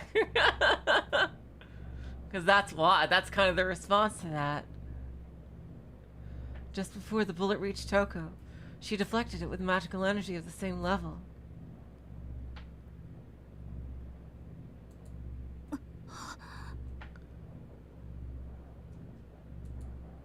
How did she do that? How'd she get enough energy there? Aoko could only stare at the scene before her. The negation of her magecraft hasn't shocked her, though. Leaf-like objects floated behind her sister. Aoko stared like she was living a nightmare. Countless magic crests poured out from Touko's back. It all happened in an instant. Is this her ability, plants? The magic bullet approaching like a tsunami. Touko lightly snapped her fingers, causing a stream of letters to rush out from behind her. Text became art. Golden flowers bloomed. Gold! There must have been hundreds. All sorts of magecraft from even beyond Western Europe. The kind normally carved into the flesh of a mage. The kind Touko Ozaki shouldn't possess. Wait, what? The kind only followers of those schools should know. Did she, study, a billion different types of magic? Blossoming magic crests, brighter than the moon.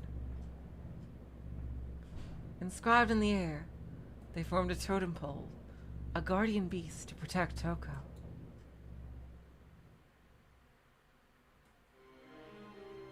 To. まあこういうわけだ。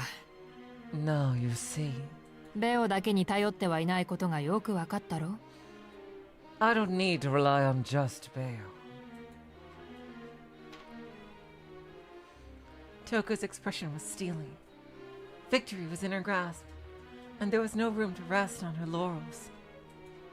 姿を隠したのは鏡の応用か。So it was the mirror that concealed you. 探知や隔離だけでなく、援護まで行えるとはね。You use it to detect, capture, and act as a backup. Impressive. 三大のプロイには含まれないものの、汎用性の面で言えば、あれも破格のプロイだな。Not quite one of the great three, but a very versatile and I might add exceptional ploy. 持ち上げるじゃない。何？騙された負け惜しみ？ Quit patronizing us. You're just upset you got duped. いや、ただの自画自賛だよ。Not at all. I'm just giving credit where credit's due. 何しろ今のバージョンは私とマインスターの合作だ。趣味に興じすぎてあれこれと機能を足してしまったと今更ながら悔いているところさ。It was me who worked with Mindstar on the thing in the first place. I'm just kind of annoyed that someone got carried away and couldn't help but add functions to it. その後、青子に見せかけて私に向かってきたのは例のコマ取り。それに気を取られている間の大規模な魔術の発動。So can Robin just die infinite times? Does he just regenerate afterward?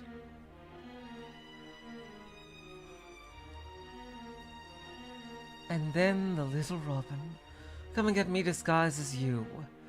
You used it to distract me while you charged up your huge attack. 私の魔眼はアリスが防ぎ、青子は攻撃だけに専念する。組み立ては悪くはない。よくやったと言っておくよ。Alice avoided my mystic eyes while you focused on offense. Not a bad plan. You know, all in all, you did pretty well. Touko recounted their strategy, sharing her impressions as she went. Aoko could not take her eyes off Touko's blooming magic crests. Only Alice was paying close attention to Touko's words. しかし、それもここまでだ。So did she how did she study so much? This is obviously what she was doing. Did she study a whole different, all these different schools of magic? I wonder why nobody else ever did that before. Was it pride? Is that it? Did she throw away her pride and just study a whole bunch of different magical schools?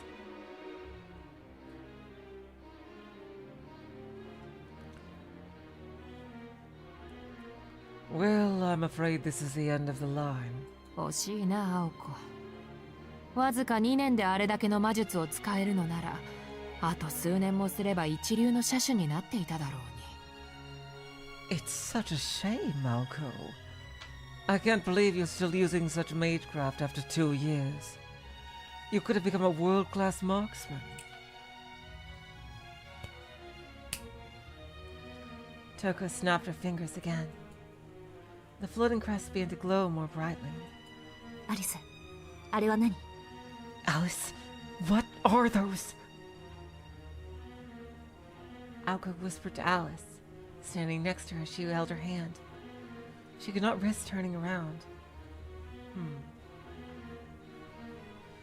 She's holding her hand. I wonder, through that, is Aoko able to use Alice's magic without Alice using her own magical energy? I wonder.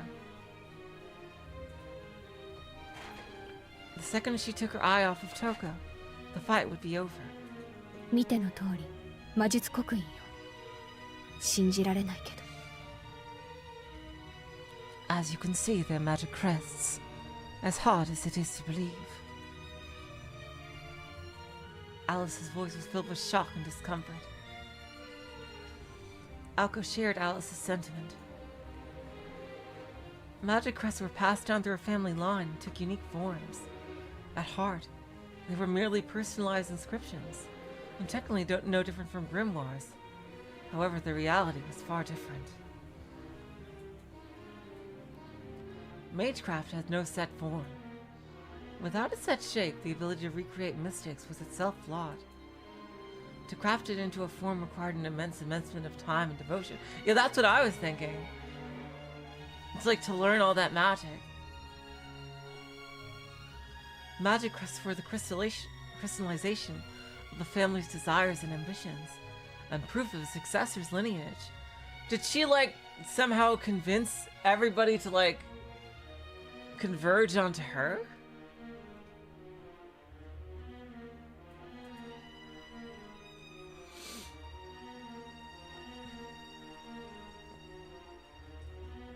Crests had no effects on their own, but they were the ultimate symbol of a family. If no mage was willing to imbue themselves with the crest, or lacked the resolve to merge with it, then the crest's meaning was lost. That was the key difference between a crest and a mere spellbook. Crests could not be shared, and imitating them was pointless. Really? It only stood to reason then.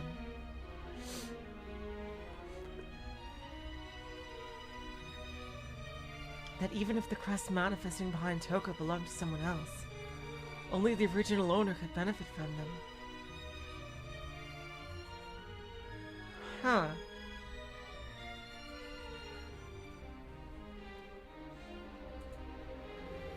でも、確かに私の魔弾はあの刻印からの魔術で弾かれた。あれはもしかすると。 Those crests have to be what's deflecting my magic bullets. Don't tell me she's... Searching for answers, Aoko squinted her eyes as she glared at Touko. She knew that copying a crest had no purpose. Only the original inheritor could invoke one. There was only one possible conclusion. そう。肌に刻まず中空に浮かべてるのはそういうこと。I see. If they aren't inscribed on your skin and just floating in the air. Aoko spat a curse at her sister. Touko nodded, pleased at her enemy's quick wit. ああ、この体には合わないのでな。私の背後の空間に固定している。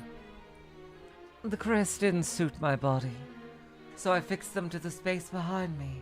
本当はね、お前たちのように肉に刻んだ方がいいんだ。魔術の起動が一動作で済むんだから。She gave herself crest wings. Of course, crests like yours that are engraved into the flesh are much better, because they can be activated in one go. だが実際に使用するのなら、こうするしかない。For me, though, this was the only way. 起動までの手順は一つ増えるが、何？マイナスばかりでもない。所詮は人事なんでね。痛みは全く感じない。And while I do need to perform an extra step to activate them, they're not mine, so I don't feel any pain.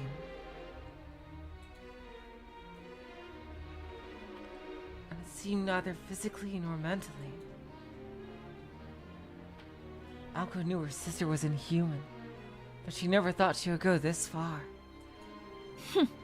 合うわけないじゃない。他人の魔術刻印を剥がしてるんだから、血筋の称号からして馴染むはずがないわ。Well, you're right about them not suiting you. You stole them from someone else, so your bloodline can never match up. で、 Which means... 奪われた連中は死ぬこともできず、今もどこかに生かされているわけだ。刻印の持ち主が死んだら起動すらできないものね、それ。What?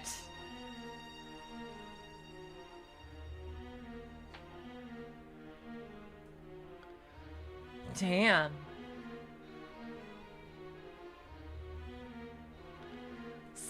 Just she has somebody locked up using them like a battery? But then who would have this many crests? The person or persons you stole them from can't die, so you must have them locked up somewhere. If they died, you couldn't activate their crests.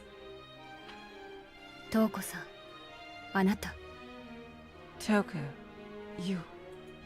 非難される覚えはないんだが。What the hell?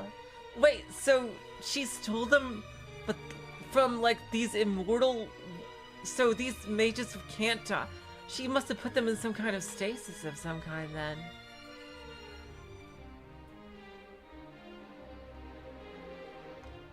Damn. Well, some kind of Mega Man shit right here.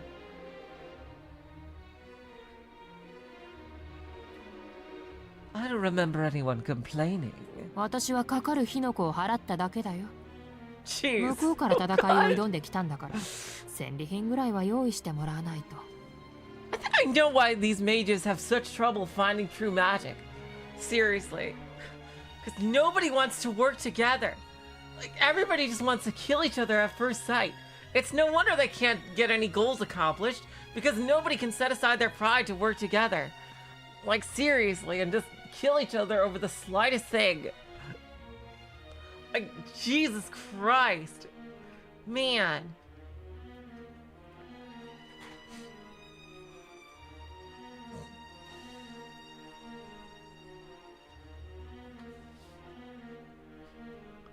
Like, look at this, and like, Aoko probably thinks that's a perfectly normal thing to think for a mage.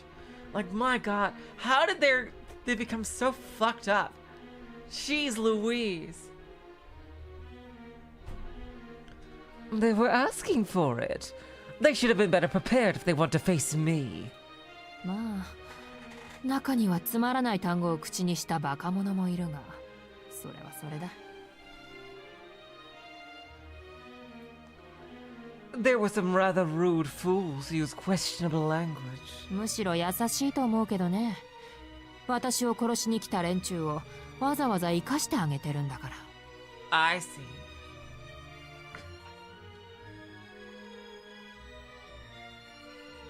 But I think I've been quite kind, really.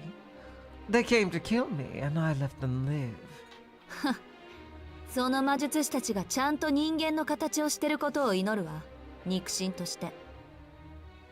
Huh. That's... Wow, Touko finally... Aoko finally being true to herself here. Really? As a fellow mage, I only hope they're okay. お前ね、私を何だと思ってるんだ。You're probably wondering what I've done to them. 脳だけ保存とか、面倒だから100人ひとまとめにした肉塊とか、そんな手抜きなんぞするものか。Has she preserved their brains? Or maybe she just lumped them onto a bowl of flesh? As if I'd do that. きちんとカフェを用意して、食事も娯楽も睡眠も自由に提供してるんだぞ。中には一生ここで暮らしたいなんて騒ぎ立てるバカもいるぐらいだ。I built them a cafe and provided plenty of food, entertainment, sleep, and freedom. Some of them even said they want to live like that forever. What?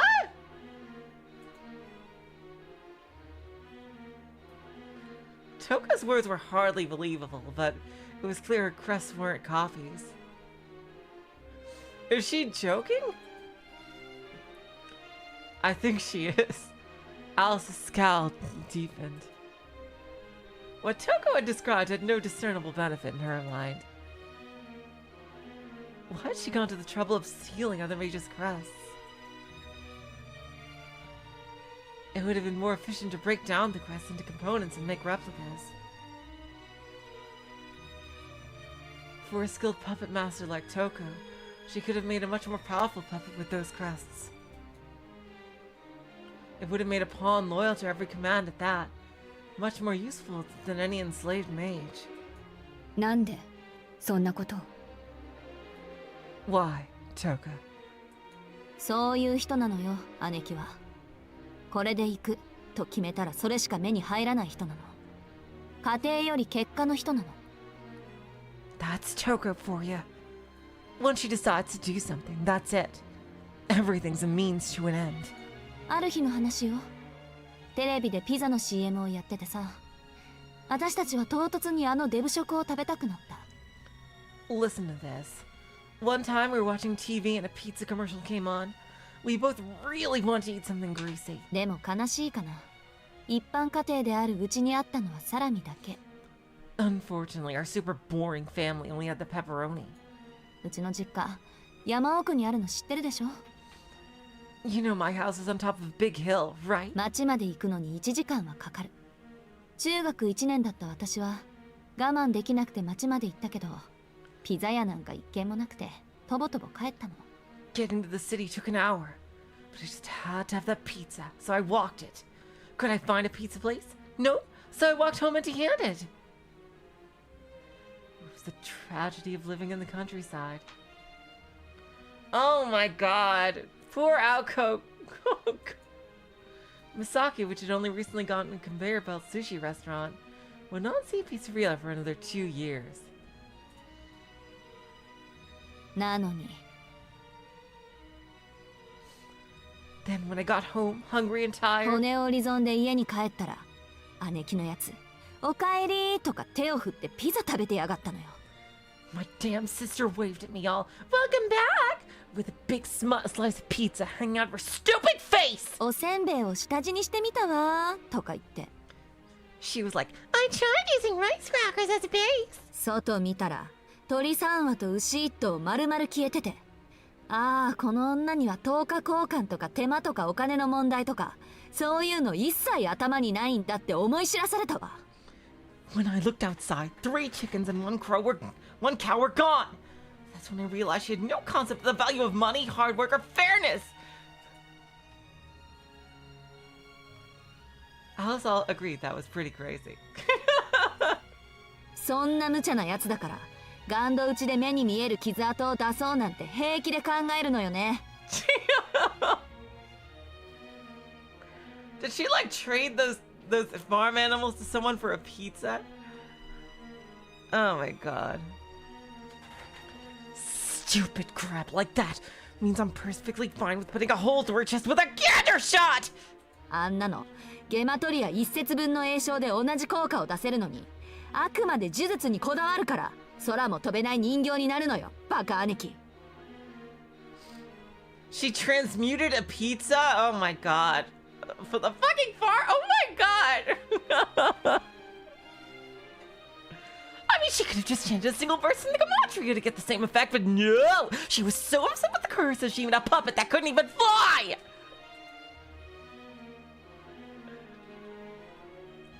Thought of the puppet doppelganger made her blood boil. It was clear to Aoko now that Touko had done it on purpose to annoy her. Touko furrowed her eyebrows at Aoko's verbal assault. She had been stoic up until now, but speaking rudely about her prized puppet was crossing the line. その人形に追い詰められたのはお前だったね。If I recall, that puppet had you on the ropes. それとゲマトリアはカバラの秘術だ。私はルーン専門だからお前のように広く浅く知識を広める気はないよ。Now it's getting a little funny, I think. And for your information, gematria numerology is a Kabbalah secret. I'm a rune specialist, so I don't need to learn anything and everything like you do. まあもっとも。Well, I did learn something. この刻印の所有者の一人からケルトの結界を教わりはしたがね。One owner of these crests taught me about Celtic bounded fields. Touko looked at the crest over her left shoulder. Its shine was ever radiant, proving that its magecraft was active. これは城で祖父を封じ込めるのに使っていてね。Oh. I'm guessing the cafe is like a magical construct she made. Is like to hold them, basically. I used this castle to seal away grandfather. 犯人汎用のドルイド層を閉じ込めたとまではいかないが。そうだな。Yeah, okay. 私では郵便ポストぐらいの大きさが限界か。This is what she really means.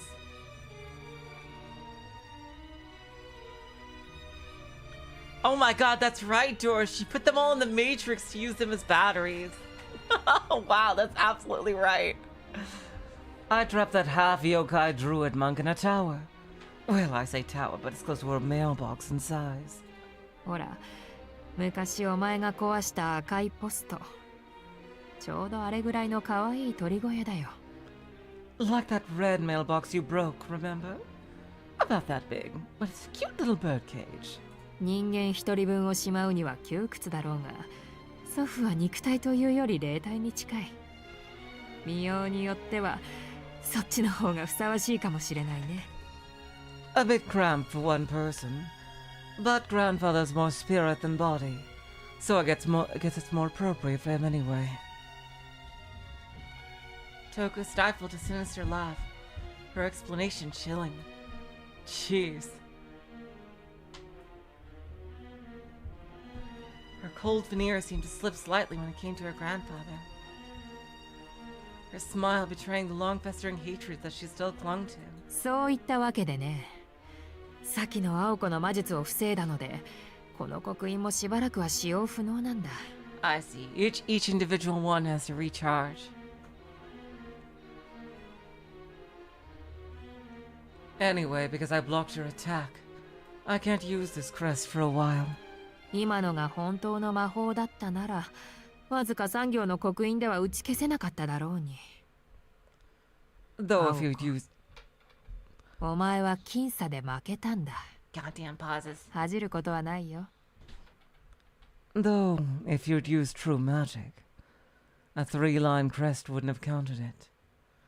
You only lost by a slight margin, Aoko. You should be proud. じゃあ、そろそろ終わりにしよう。 Right then. Let's wrap this up. 抵抗をするのは自由だが、ベオ相手にそれは辛いぞ。Feel free to fight back, but remember you're against Beo. Touko snapped her fingers one more time. The golden werewolf was hiding in the old school building. The signal to him echoed eerily throughout the surrounding woods. Before the echo stopped, Aoko shouted back at Alice. 行って、アリス! Alice, go! The order sounded like a reprimand, but Alice silently obeyed. Without hesitation, she left Aoko behind to handle Touko, and made for the forest. If defeat was inevitable, it would be pointless for them both to die. If one of them could survive, there could be around 3. That was why Aoko decided to be the sacrificial pawn. トウコ自身の切り札も分かったし、アリスが本調子になれば勝てない相手じゃないものね。Now we know what Touko's trump card is. If Alice can get back to normal, she'll stand a chance. That's true. That is true. Aoko muttered bitterly to herself as Alice's feet crunched through the snow. Instead of cursing her own death, she cursed the fact that she would not see Alice defeat Touko. But what else was there to curse except this? Alice disappeared into the forest. Feeling her fellow mage's presence fade, Aoko continued to glare at her sister. いつまでじらす気？私、待たされるのは好きじゃないんだけど。How long do you plan to drag this out? You know I hate it when people make me wait.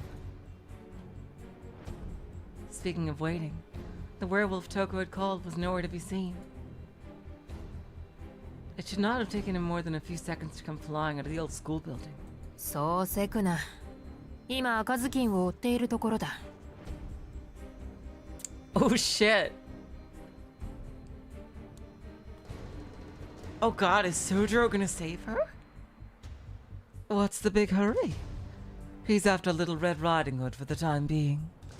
More like Little Blue Riding Hood. 黒帽子の彼女をそう例えるのは、やや無理があるがね。Or rather, a little black hat to force the metaphor. Her tone reeked of irony.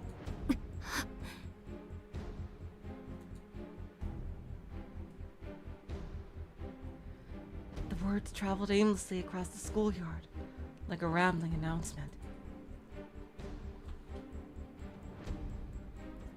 Aoko stood frozen and dumbfounded. Everything Touko was saying seemed so far away from reality. Oh shit. So yeah, she's having Beowulf track down Alice. Alice! Alice! Aoko was done with being fooled, so she turned around. The moonlight shining off the fallen snow allowed her to see far into the forest. From the white darkness, a lone boy came to view, walking toward her. Oh shit! Did he already catch her? Oh my god. He could not have been any taller than Aoko's chest. The callus carried Alice over his shoulder with ease. As if she was nothing, he tossed her body upward. Oh god! She arched through the air for several feet before dropping headfirst before Aoko's eyes. Her neck would snap on impact. Oh god, there's blood. Even though she was wiser not to, Aoko reached out and caught her. Alice's light body weighed heavy as she fell into Aoko's arms. Stitches on her wounds tore, dyeing Aoko's arms crimson. Aoko gritted her teeth, fighting the pain that shot through her body and the sensation of the warm blood. Alice, 無事? Alice, are you still?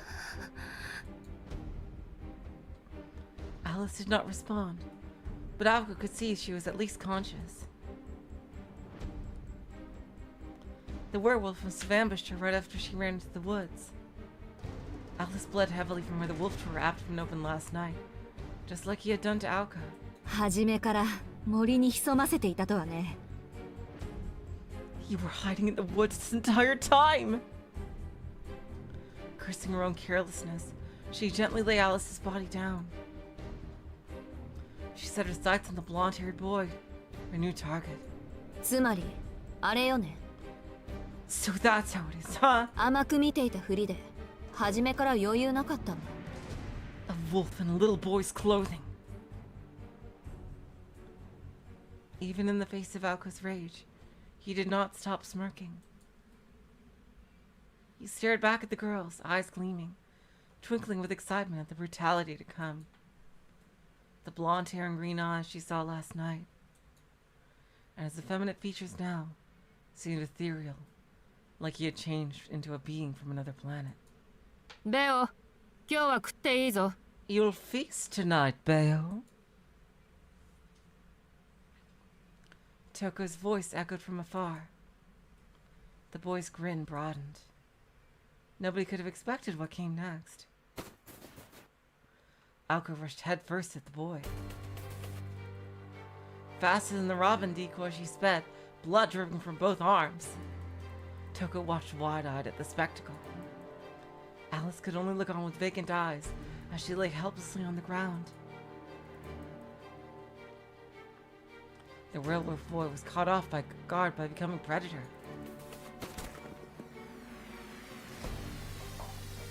Alice crossed the 20-foot. Aoko crossed the 20-foot gap in seconds before planting a foot into the snow. It arrested her momentum and pivoted her body like a top. Even if he instantly understood what was coming, the boy wouldn't be able to dodge in time.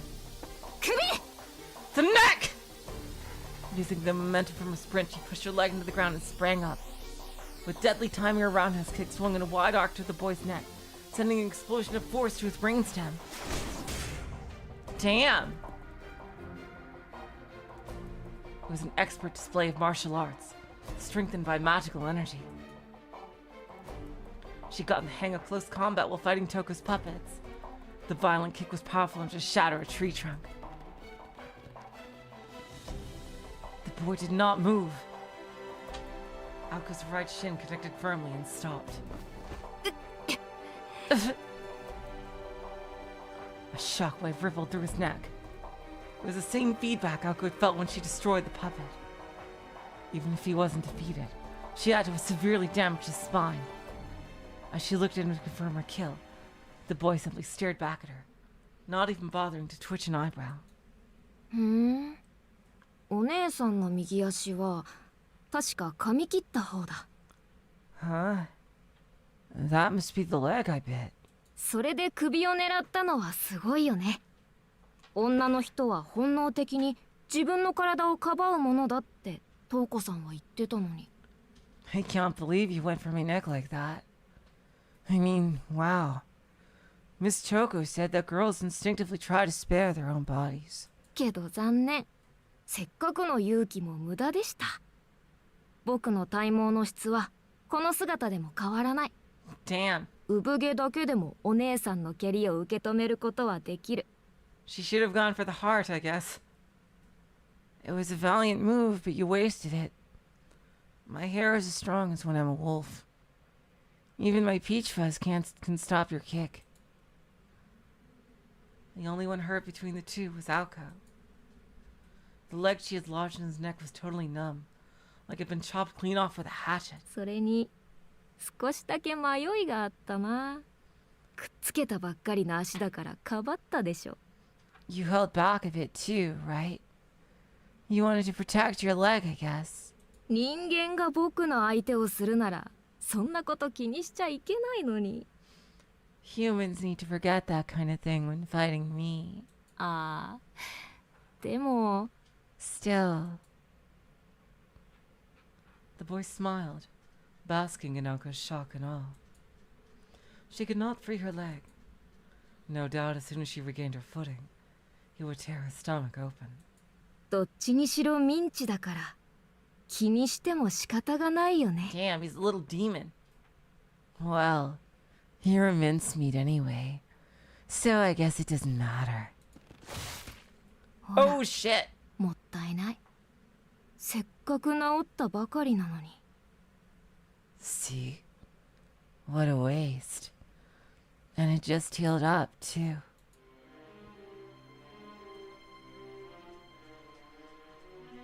Aoko was not sure, but it felt like he had sunk his finger into the flesh of her right leg. He was right about her leg. She barely had any feeling in it.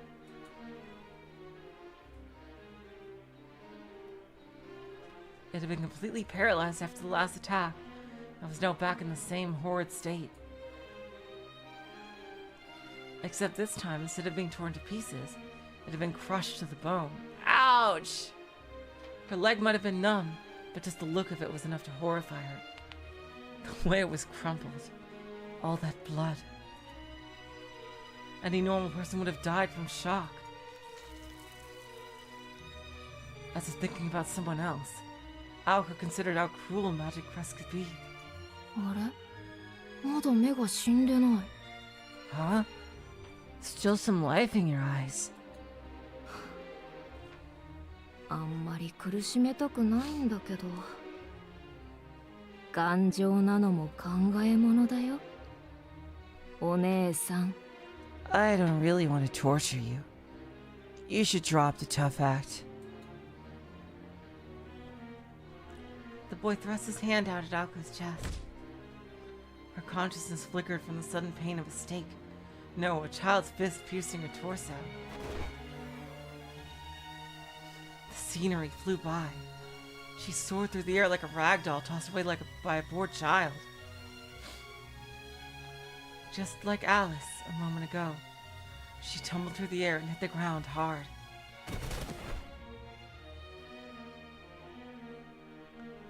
Her right leg was crushed. Her chest caved in.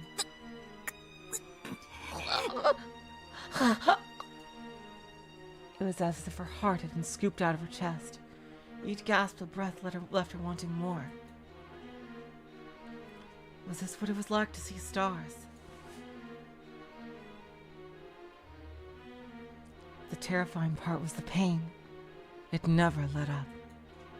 Desperately trying to suck in oxygen, she could still feel his fist.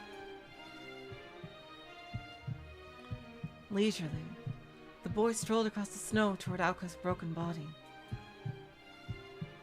his red tongue gliding over his lips.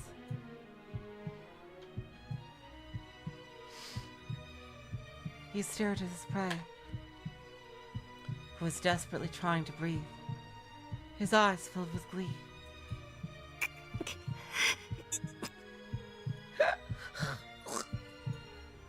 Aoko bit down the temptation to drift away, even though she could find no reason to fight on. The snow had broken her fall slightly, but her death was all but certain. The fist-sized crater in her chest, and her mangled leg made sure of that. Even though she knew she was a broken mess, her magic crest frantically worked to resuscitate her heart. But why? What? Sight of Touko in the distance was the only thing that kept her conscious. Her sister looked surprised for some reason, like she was witnessing some strange phenomenon. That wasn't like her. Wondering what it was, Aoko tried to stay conscious. Oh, it's the OG Sono G coming here!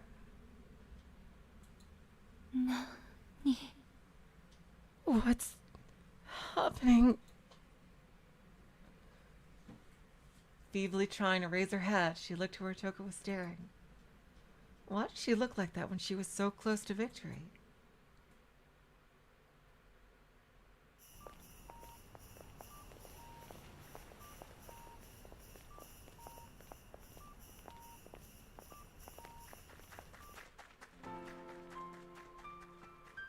His heart was beating faster than normal. The fragmented and disturbing images kept returning, and he desperately pushed them to the back of his mind. They were thoughts that shook his resolve. I think I'm going to stop at the end of this section because it's clear we're finally going to get up to what the deal is with him. I think I'll stop at the end of this section for today. He did his best to file them away in an unseen corner of his consciousness.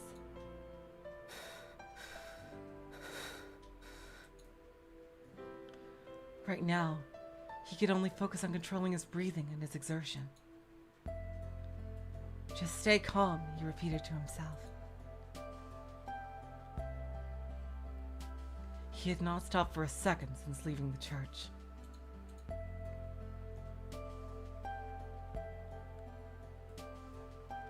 Even without giving a thought to what he would do next. So many traffic lights. So many people. It was Christmas. There was no way he would find a taxi. 2 hours left in the whole game? Really? We're that close to the end? Waiting for one was not an option. It was why he had put his trust in his legs. He dashed through the city streets. He had to find a shorter route than last night.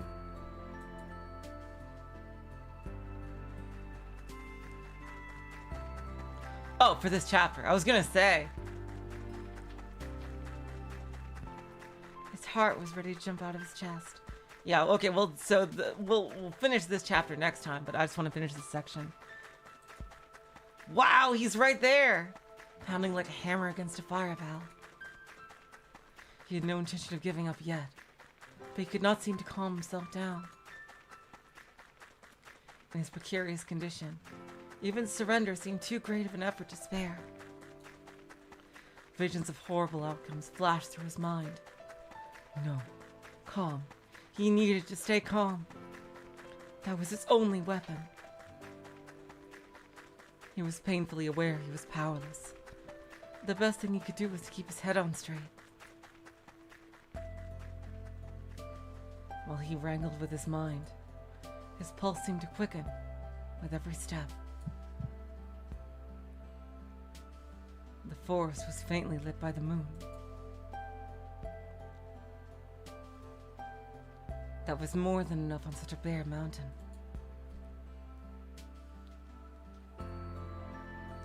He followed the two sets of footprints.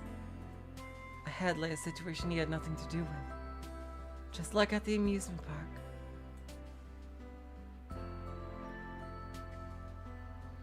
Even if you go, there's nothing you can do for them. The only effect her admonishing words had was to hasten his pace.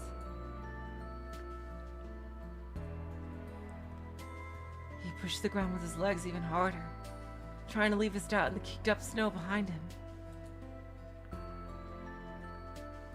Of course, he was powerless. The pain in his chest told him so. At best, he would be useless, and at the worst, he would be a liability. He recalled the binding spell placed on him at the church. It did not matter.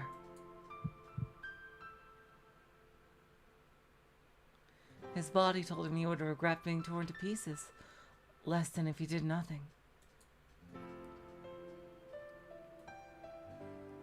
Not once did his legs fail him as he ran through the woods, though it felt as though his heart could at any moment.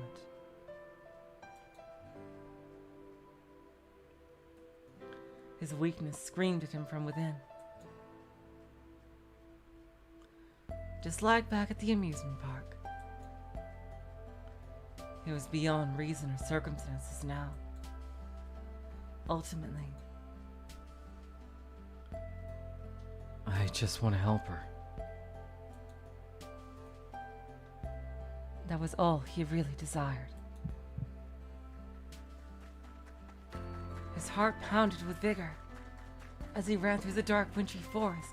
Only one thing gnawed at his mind. Not concern for the girls, nor anger toward Touko.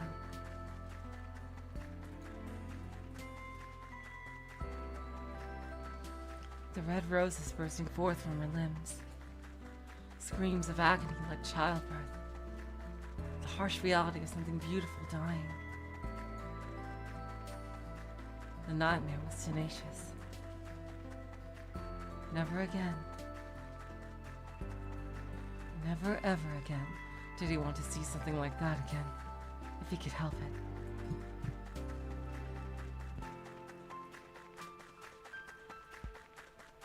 Just ahead was the forest clearing. The moonlight shone in the old school building like a spotlight. Once again, those thoughts crept back. He could not bear seeing something like that again.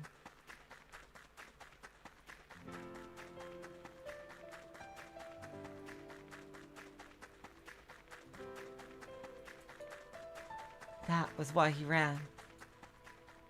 But if he had to face it a second time, how could he stay calm?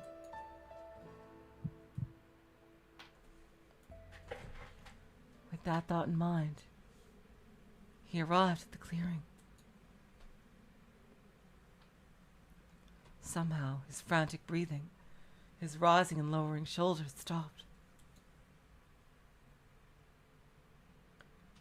No exhaustion, no inertia, just blankness, like his mind was frozen in time. This was the second time he felt like this. But the nausea and dizziness from the first time, the pathetic whining of the last few weeks, the doubts clouding his mind, they were all gone, displaced entirely from his mind by an even stronger emotion.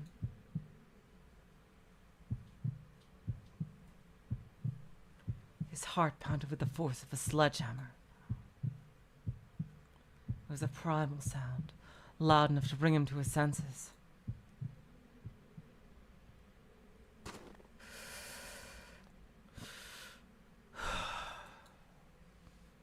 Soujyuro stepped into the clearing, letting out a deep but steady exhale. Ooh! Wow! Although his eyes were locked with the blonde-haired boys, his concentration was focused inward. Be calm. Be calm.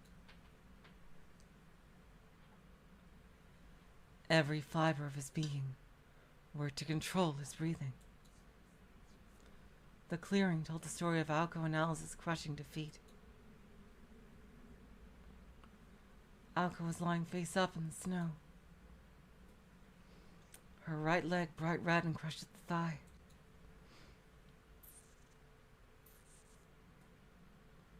Her eyes were glazed over, but Soujyuro could tell she was bravely fighting. Judging by her spluttering, she had taken a hard blow to her chest or back. Soujyuro deduced it was most likely both.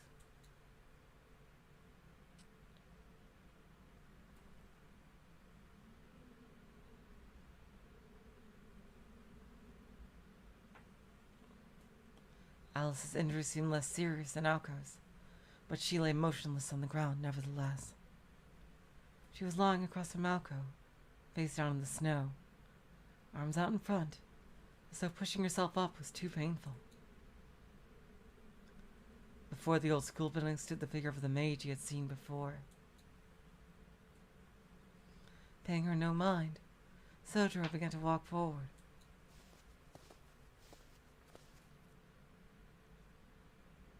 Feeling calmer since arriving at the clearing, he advanced toward Aoko. Touko did nothing to stop him.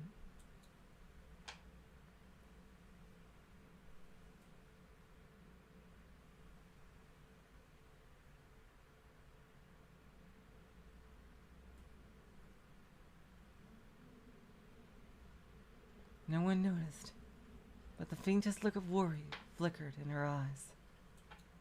お兄さんもその人たちの仲間? Are you a friend of theirs, mister? The child werewolf spoke amicably, confident in his victory, and perhaps also eyeing up a new meal. Soujyuro ignored him and kept walking toward Aoko. The complete disregard wiped the smile from the boy's face. Still, Soujyuro carried on. The beast's feelings were the last thing on his mind. Once he reached Aoko, he looked down at her with a pained expression on his face. Strangely, he was at a loss for words. After a slight hesitation, all he could manage to say was, なってないぞ、生徒会長。 That wasn't very polite, Miss President. 行く時ぐらい声をかけるものだろう。 You shouldn't have left the church without saying goodbye.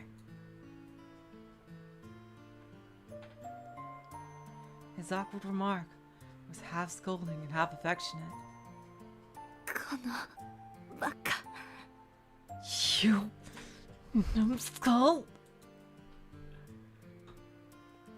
There's the baka. There's the baka we've been waiting for. Despite the pain in her stomach, Aoko was able to throw an insult his way. 安心した。余裕あるじゃないか、青崎。 Glad to see you still have some fight in you, Ozaki. His voice brightened, as if buying her bravado. The truth was that she barely had the strength to live. Despite that, Soujyuro looked like he wanted to respond in his usual way. Something like, See, Ozaki? You're too tough to die. Even when someone kills you. oh God, that was... What? Did what? Are you serious? Oh, come on. Are you fucking serious?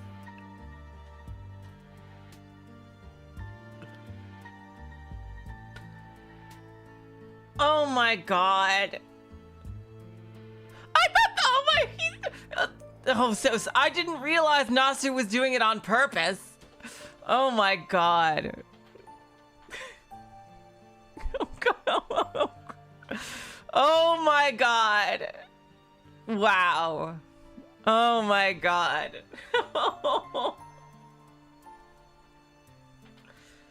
Wow.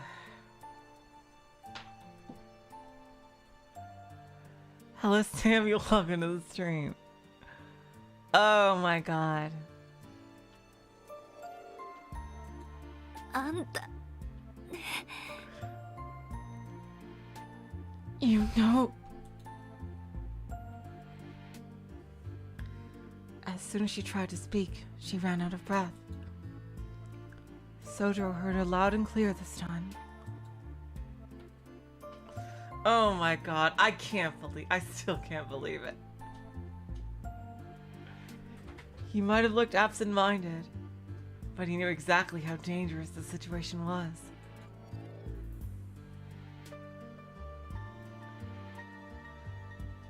Aoko knew because his carefree-sounding words did not match his expressionless face. 一体何のつもりで。 What do you think you're... Before she could say doing, she coughed painfully. Soujyuro pressed his finger to his lips and nodded.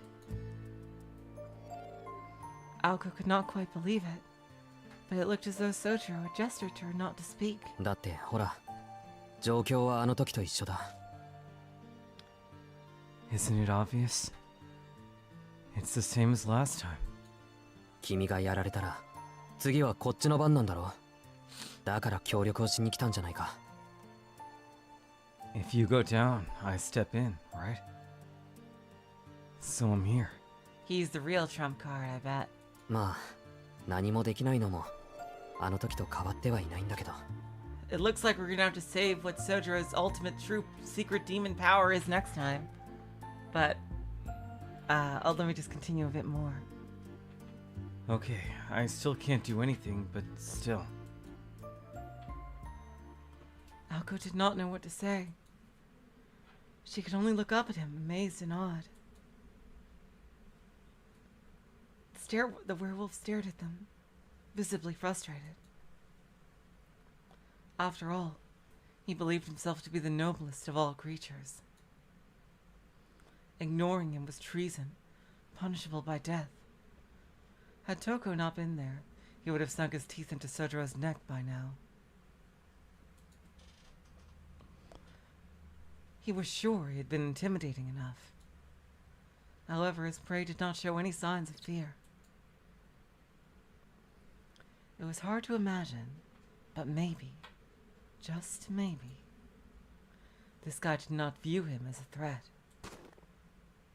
まあ誰でもいいんだけど、筋張った肉は歯ごたえがあっていいし、何より食い出がある。 Whatever. As long as the meat is tender, juicy, and filling, I don't care whose it is. 先にそのお兄さんから始めても構わないよね。 Hey, you! You don't even mind if I start with you, do you? The boy wolf called out once again. Still not responding. Soujyuro raised a hand to his nose. Cool, calm, and collected. Paying no mind to the boy, yet keeping an eye on him. 匂うな。 Something reeks. Huh? Everyone present was confused. No one seemed to be able to smell anything but him. へえ。何が匂うっていうのかな、 Huh? お兄さん。 What do you smell, mister? Beo's voice retained his usual arrogance, but was tinged with impatience. The boy was unable to hide his irritation at being ignored. Finally, Soujyuro turned to face the boy, just a short distance from him. 品のない肉の匂いがする。これだから犬は嫌いなんだ。 It's like rotten meat. This is why I hate dogs. Ooh. Oh my god! Jeez Louise! His voice was filled with disgust and contempt. Soujyuro was mainly speaking to himself, but the werewolf boy had never felt so insulted. Even if that was not Soujyuro's intent at all.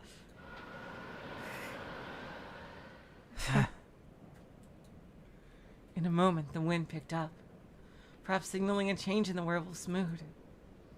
A fiery gale whipped around, carving patterns in the snow. Soujyuro! Soujyuro! Sensing he was about to be killed, Aoko desperately tried to move, but her broken body would not respond. After hearing Soujirou's insult, Alice was unsuccessfully struggling to get to her feet too. In complete contrast, Soujyuro stood there, firmly and unfazed. The little blonde boy's well of patience had run dry. そうか。要するに、僕が子供だからって舐めてるんだね。 I get お it. 兄さんは。 You're underestimating me because I look like a kid, huh? Big mistake!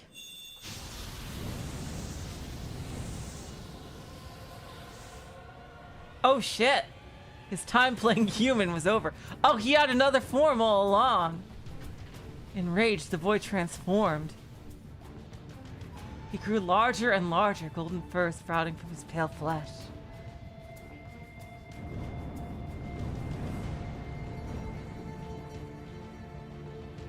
His mouth grew razor-sharp fangs. His hand grew claws. Drawing from the magical energy in the air, he transformed to a preternatural beast, a wolf in the shape of a human. 重化の許しは出していないぞ、ベオ。 Beo, did I say you could transform? Touko yelled at him, but the werewolf did not respond.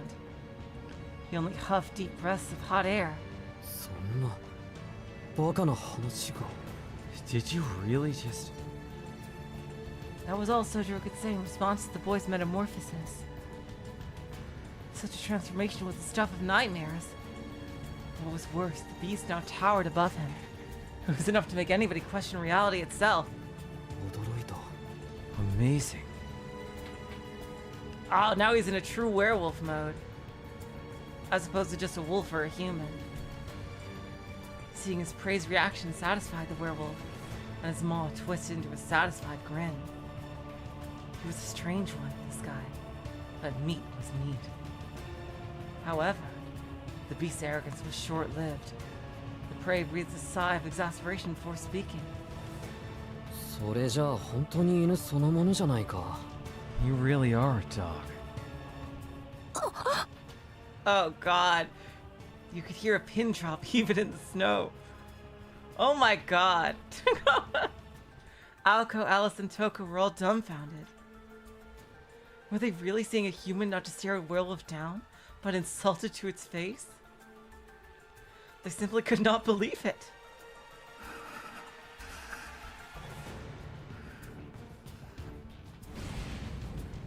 It was too late. Any trace of the wolf's pride or dignity faded away. The onlookers finally realized the wolf was serious. Beo, 殺すな! Beo, do not kill him! Oh, she knows. She knows. She knows that something's up with him. She absolutely knows that he's hiding something big. So Touko's command fell on deaf ears. The wolf prepared to lunge, his emerald eyes fixed on Soujyuro, not 30 feet in front of him. A mere 30 feet. A half second was all he needed. Another half second to bring his claw down and slice his prey from head to toe. 死んだよ、お前! You're dead! A roar of joyous, unbridled fury echoed far and wide. It was the only warning the werewolf gave as he exploded towards Soujyuro. 1 second. A golden blur swept forth in a furious gust, too fast for eyes to follow. In the face of unworldly speed, there was only one thing to do. Soujyuro stepped forward, a silent shadow opposite the beastly silhouette of the incoming werewolf. He needed exactly 3 paces. He bet his entire life on around 3 feet of distance. In the blink of an eye, death would be upon him. Yet he did not show the slightest indication he intended to avoid the lunging behemoth. The wolf's forelegs slammed to the ground with earth-shaking fury. Here we go! His back muscles tensed up so much they seemed barely contained in his frame as he stepped a raised paw downward. Soujyuro's small step neatly evaded the claws. Oh my god! But he had a different motive. He's gonna fucking punch him in the stomach, isn't he? He was merely positioning himself for the next move. His intention was never to avoid anything. Just one blow knocking him out. From the beginning, his mind would focus on one thing. One point to aim for. One mind. One breath. Pick the perfect opening in the wolf's torso. The precise microsecond between contraction and relaxation. That one point alone was the crack in the dam of life.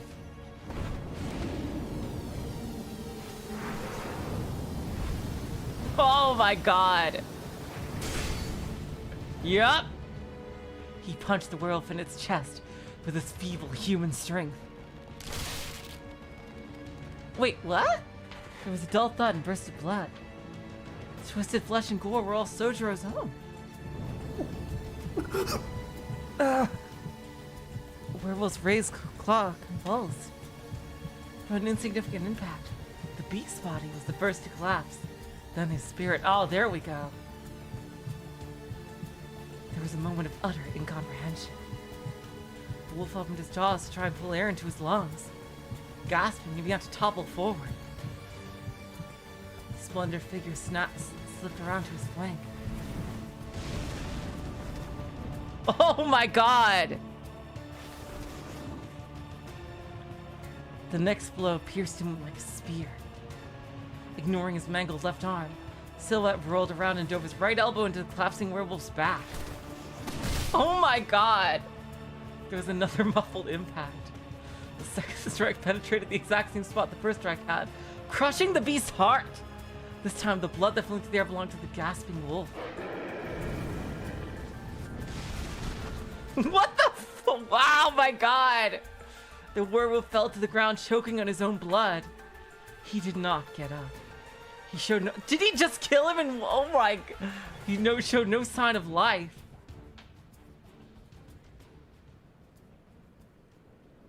It was over. There was no remorse, no hesitation in that brief act of violence. The perfect, furious golden beast lay still. Felled in a mere 3 seconds. No sane person would have bet on this outcome. Jesus Christ. What is he? Oh my God. His breathing calm. The victor stood over the fallen behemoth's body. Oh. Hold on a second. なんで僕が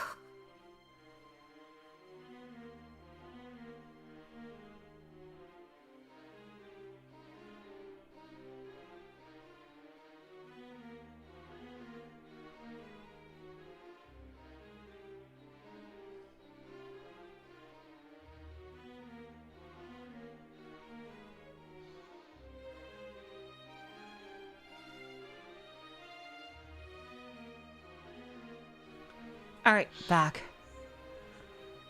But how? Even as the beast lay crumpled in the snow, he could not grasp what had happened. His heart had ruptured, cutting the blood flow to his body and brain, leaving him helpless. That much he knew. If he were a normal creature, he would be dead. As it was, this was a trifling inconvenience. Once his heart was repaired, his body would heal as well. It was not as if he had been struck by magecraft exceeding his own mystical nature. This was little different than a grazed knee. Which was what was so strange. Your heart does not stop from a grazed knee. 思い出さないと What did I do wrong?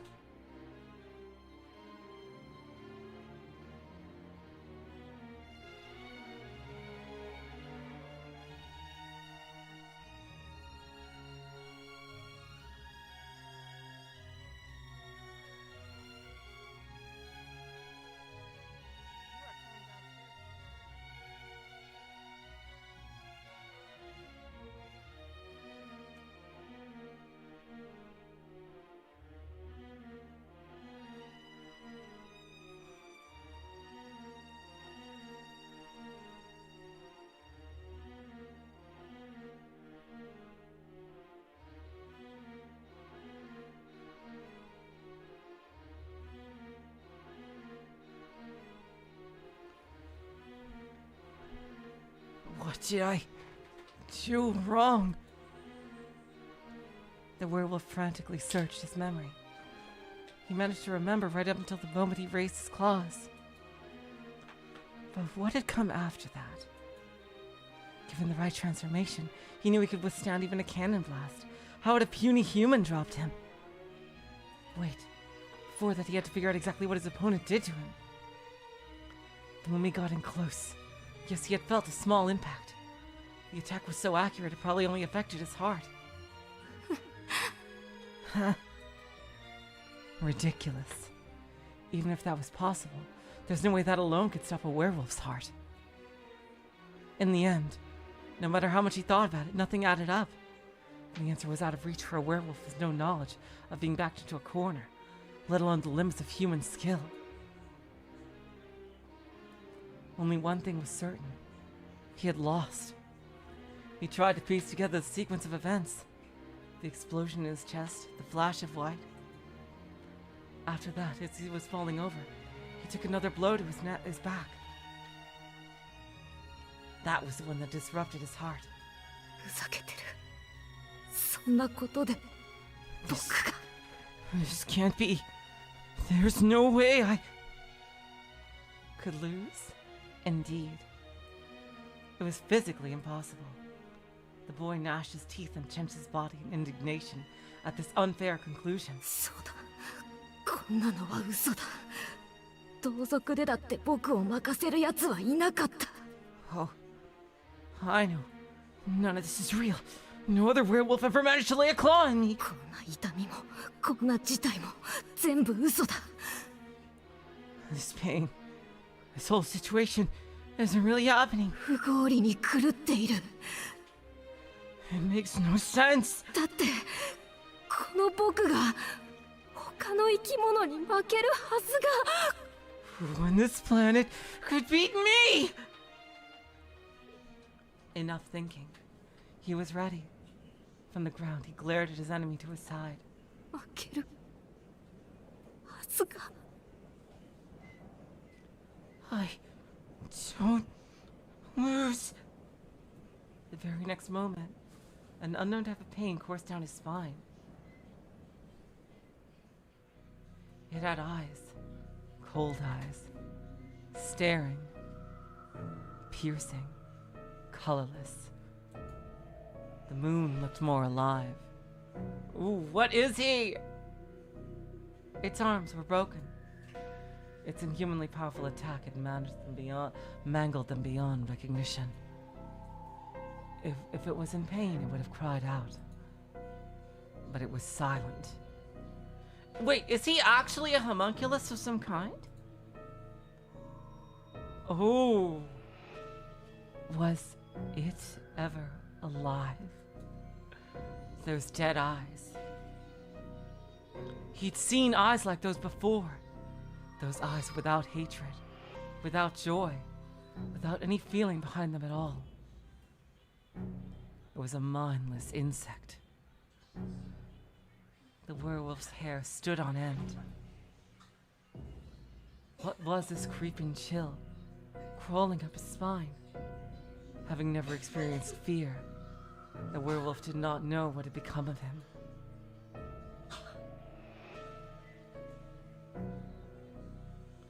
Despite countless clashes against other mystics, it had been a human that broke him. He knew beasts even larger than himself. He knew legendary creatures like himself. He did not know this.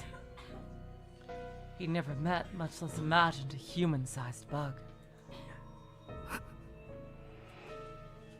The chill down the werewolf's spine was so vicious it threatened to split him in two. If he moved even an inch, it would crush his skull underfoot. In spite of the despair gripping him, the boy paradoxically sensed his opponent would not move at all. This human would exhibit no further violence. It was a creature, no, a stone, that held no animal instincts. It masqueraded as human. The contradiction grated against his heart, his values. A phantom pain born of an unknown emotion. Fear. It wasn't just grating. It was like many needles slowly digging into his heart. This had been his first taste of doubt, of reality. Such contradictions existed in the world, after all. There were irrationalities and questions he did not want to hear the answers to.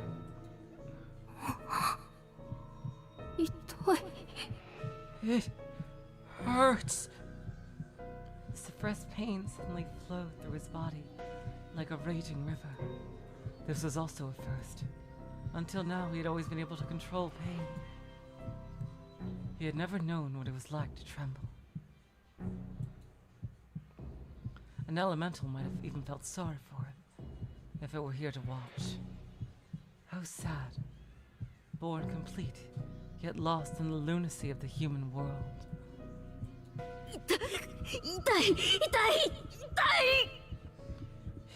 It hurts. It hurts. It hurts so much! His heart had fully regenerated. Howling in mental agony, the beast clutched his own trembling body. Those eyes, those human eyes looking straight through him. And then, the boy realized the only reason he was still alive. Even with both arms broken, the human could have finished him off with his legs.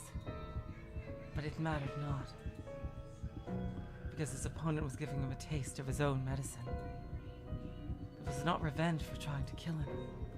This was revenge for the wounds he inflicted on the girls.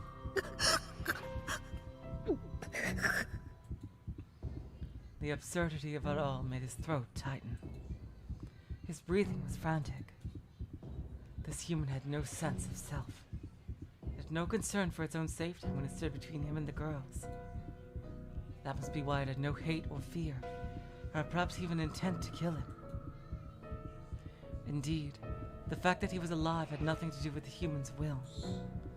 The fight was machine-like, so was its judgment. An eye for an eye, and nothing more. If the werewolf had killed one of the girls, this exchange would have ended differently. 殺していたら殺されていた。 If I had killed them, would I have been killed? He shuddered at the thought. He had never entertained such a possibility. He had never had to. Because he was supposed to be the one exception to that rule. Jeez. What is Soujyuro? What the fuck is he? He's got to be some kind of construct of some kind. Is he a homunculus? A golem? Like, agony kicked him hard in the gut. No matter the mystic, there's something on his chest that the bandages cover. There's got to be some kind of mechanical or like something. Hello, Twisty, welcome to the stream. No matter the mystic, nothing was immune from injury, from decay. The boy finally understood an obvious law of the world. Or rather, he had been taught. 殺されてた。間違いなく。 He would have killed me. I know it. Those eyes, they would not stop staring down at him.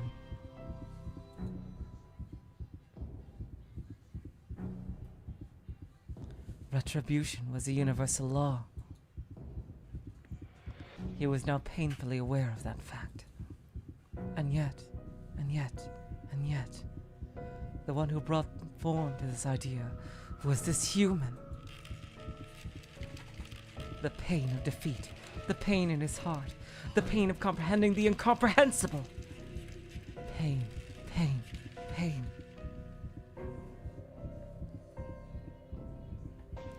The impossibility of it all had shattered his perfect world. Hello, Mirage, welcome to the stream. It ate at him, consumed every fiber of his being. The doubt made his head spin. It was too much. Humans were impossible to understand. 殺されてた。殺されてた。殺されてた。 I'd have been killed. I'd have been killed. I'd have been killed. He had not been made to face the death of another, but his own. Unable to cope, he reverted to his human form. Quietly, he shivered like a frightened child in a mother's lap.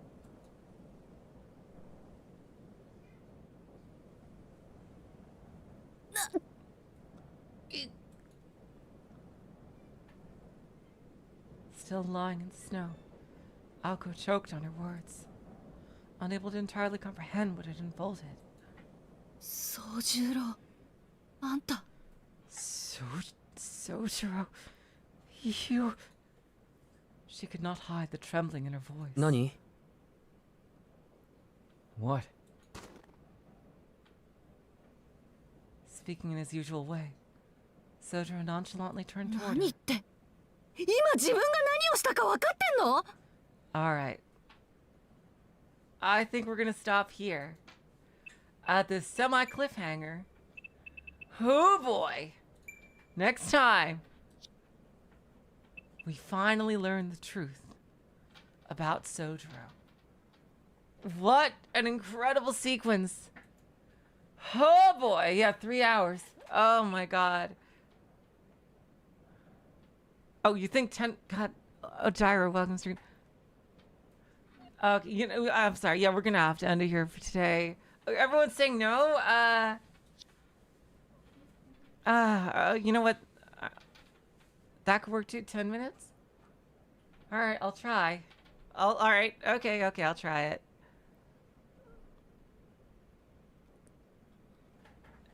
No, we haven't learned the truth yet. But we should. Alright, I'll try 10 more minutes. What do you mean? Oh, what do you mean, what? Do you even know what you just did? She stood up. She shouted angrily, as though he had done something wrong. Soujyuro looked surprised, wondering what on earth he had done to upset her. He lowered his gaze back to the wolf boy, knitting his brow in dismay. Soujyuro finally realized what Aoko was referring to. 心外だな。青崎は分かってると思ってた。That's weird, Ozaki. I thought you knew. Knew about what? What? He looked at her in disappointment. 分かってるって何をよ。 Knew? Knew what? What are you talking about? Feeling slightly affronted, Aoko responded curtly. Soujyuro sighed. 山じゃ熊はそう珍しいものじゃない。 Bears are actually pretty common in the mountains. 以前確かに言ったじゃないか。 Remember me telling you that? God damn it! God damn it, Soujyuro! Huh? Aoko's jaw dropped. It took her a moment to process what he had just said. She recalled some meaningless conversation or other from who knows when. 君、もしかして俺をバカにしているのか？ Are you making fun of me? まったく。なんで熊を倒すためなんかに修行しなくちゃいけないんだ。 Good grief. Why did they train me to fight bears of all things? Okay, so he definitely did not have a normal mountain upbringing. What was he being trained for exactly? What the fuck? I completely forgot about that. But that is not normal at all. Yes, now that she thought about it, they had spoken about that. He'd mentioned being familiar with large beasts, and she couldn't deny that she'd heard him utter some anachronistic nonsense about training against them. Which meant he was used to dealing with animals larger than himself. If he'd lived that sort of life that involved run-ins with wild bears. Oh, hold on a second.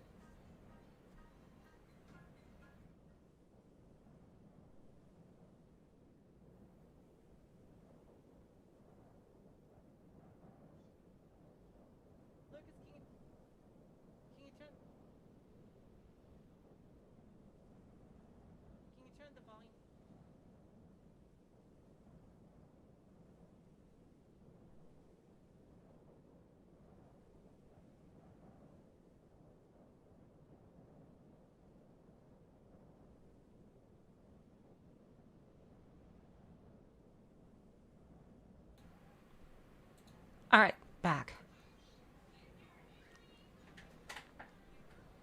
If he lived the sort of life that involved run-ins with wild bears, then Man-Wolf might have only been surprising, but not particularly frightening. Still, that was way bigger than a bear. Like, holy schnapps.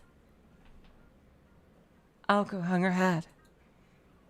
After all this time, who was it that really made no sense? 参ったわ。あなたの勝ちよ、宗十郎。 Okay, you win this one, Soujyuro. It was hard to tell whether she spoke in admiration or exasperation. Either way, she slouched in the snow. Aoko spoke quietly enough so only she could hear her words.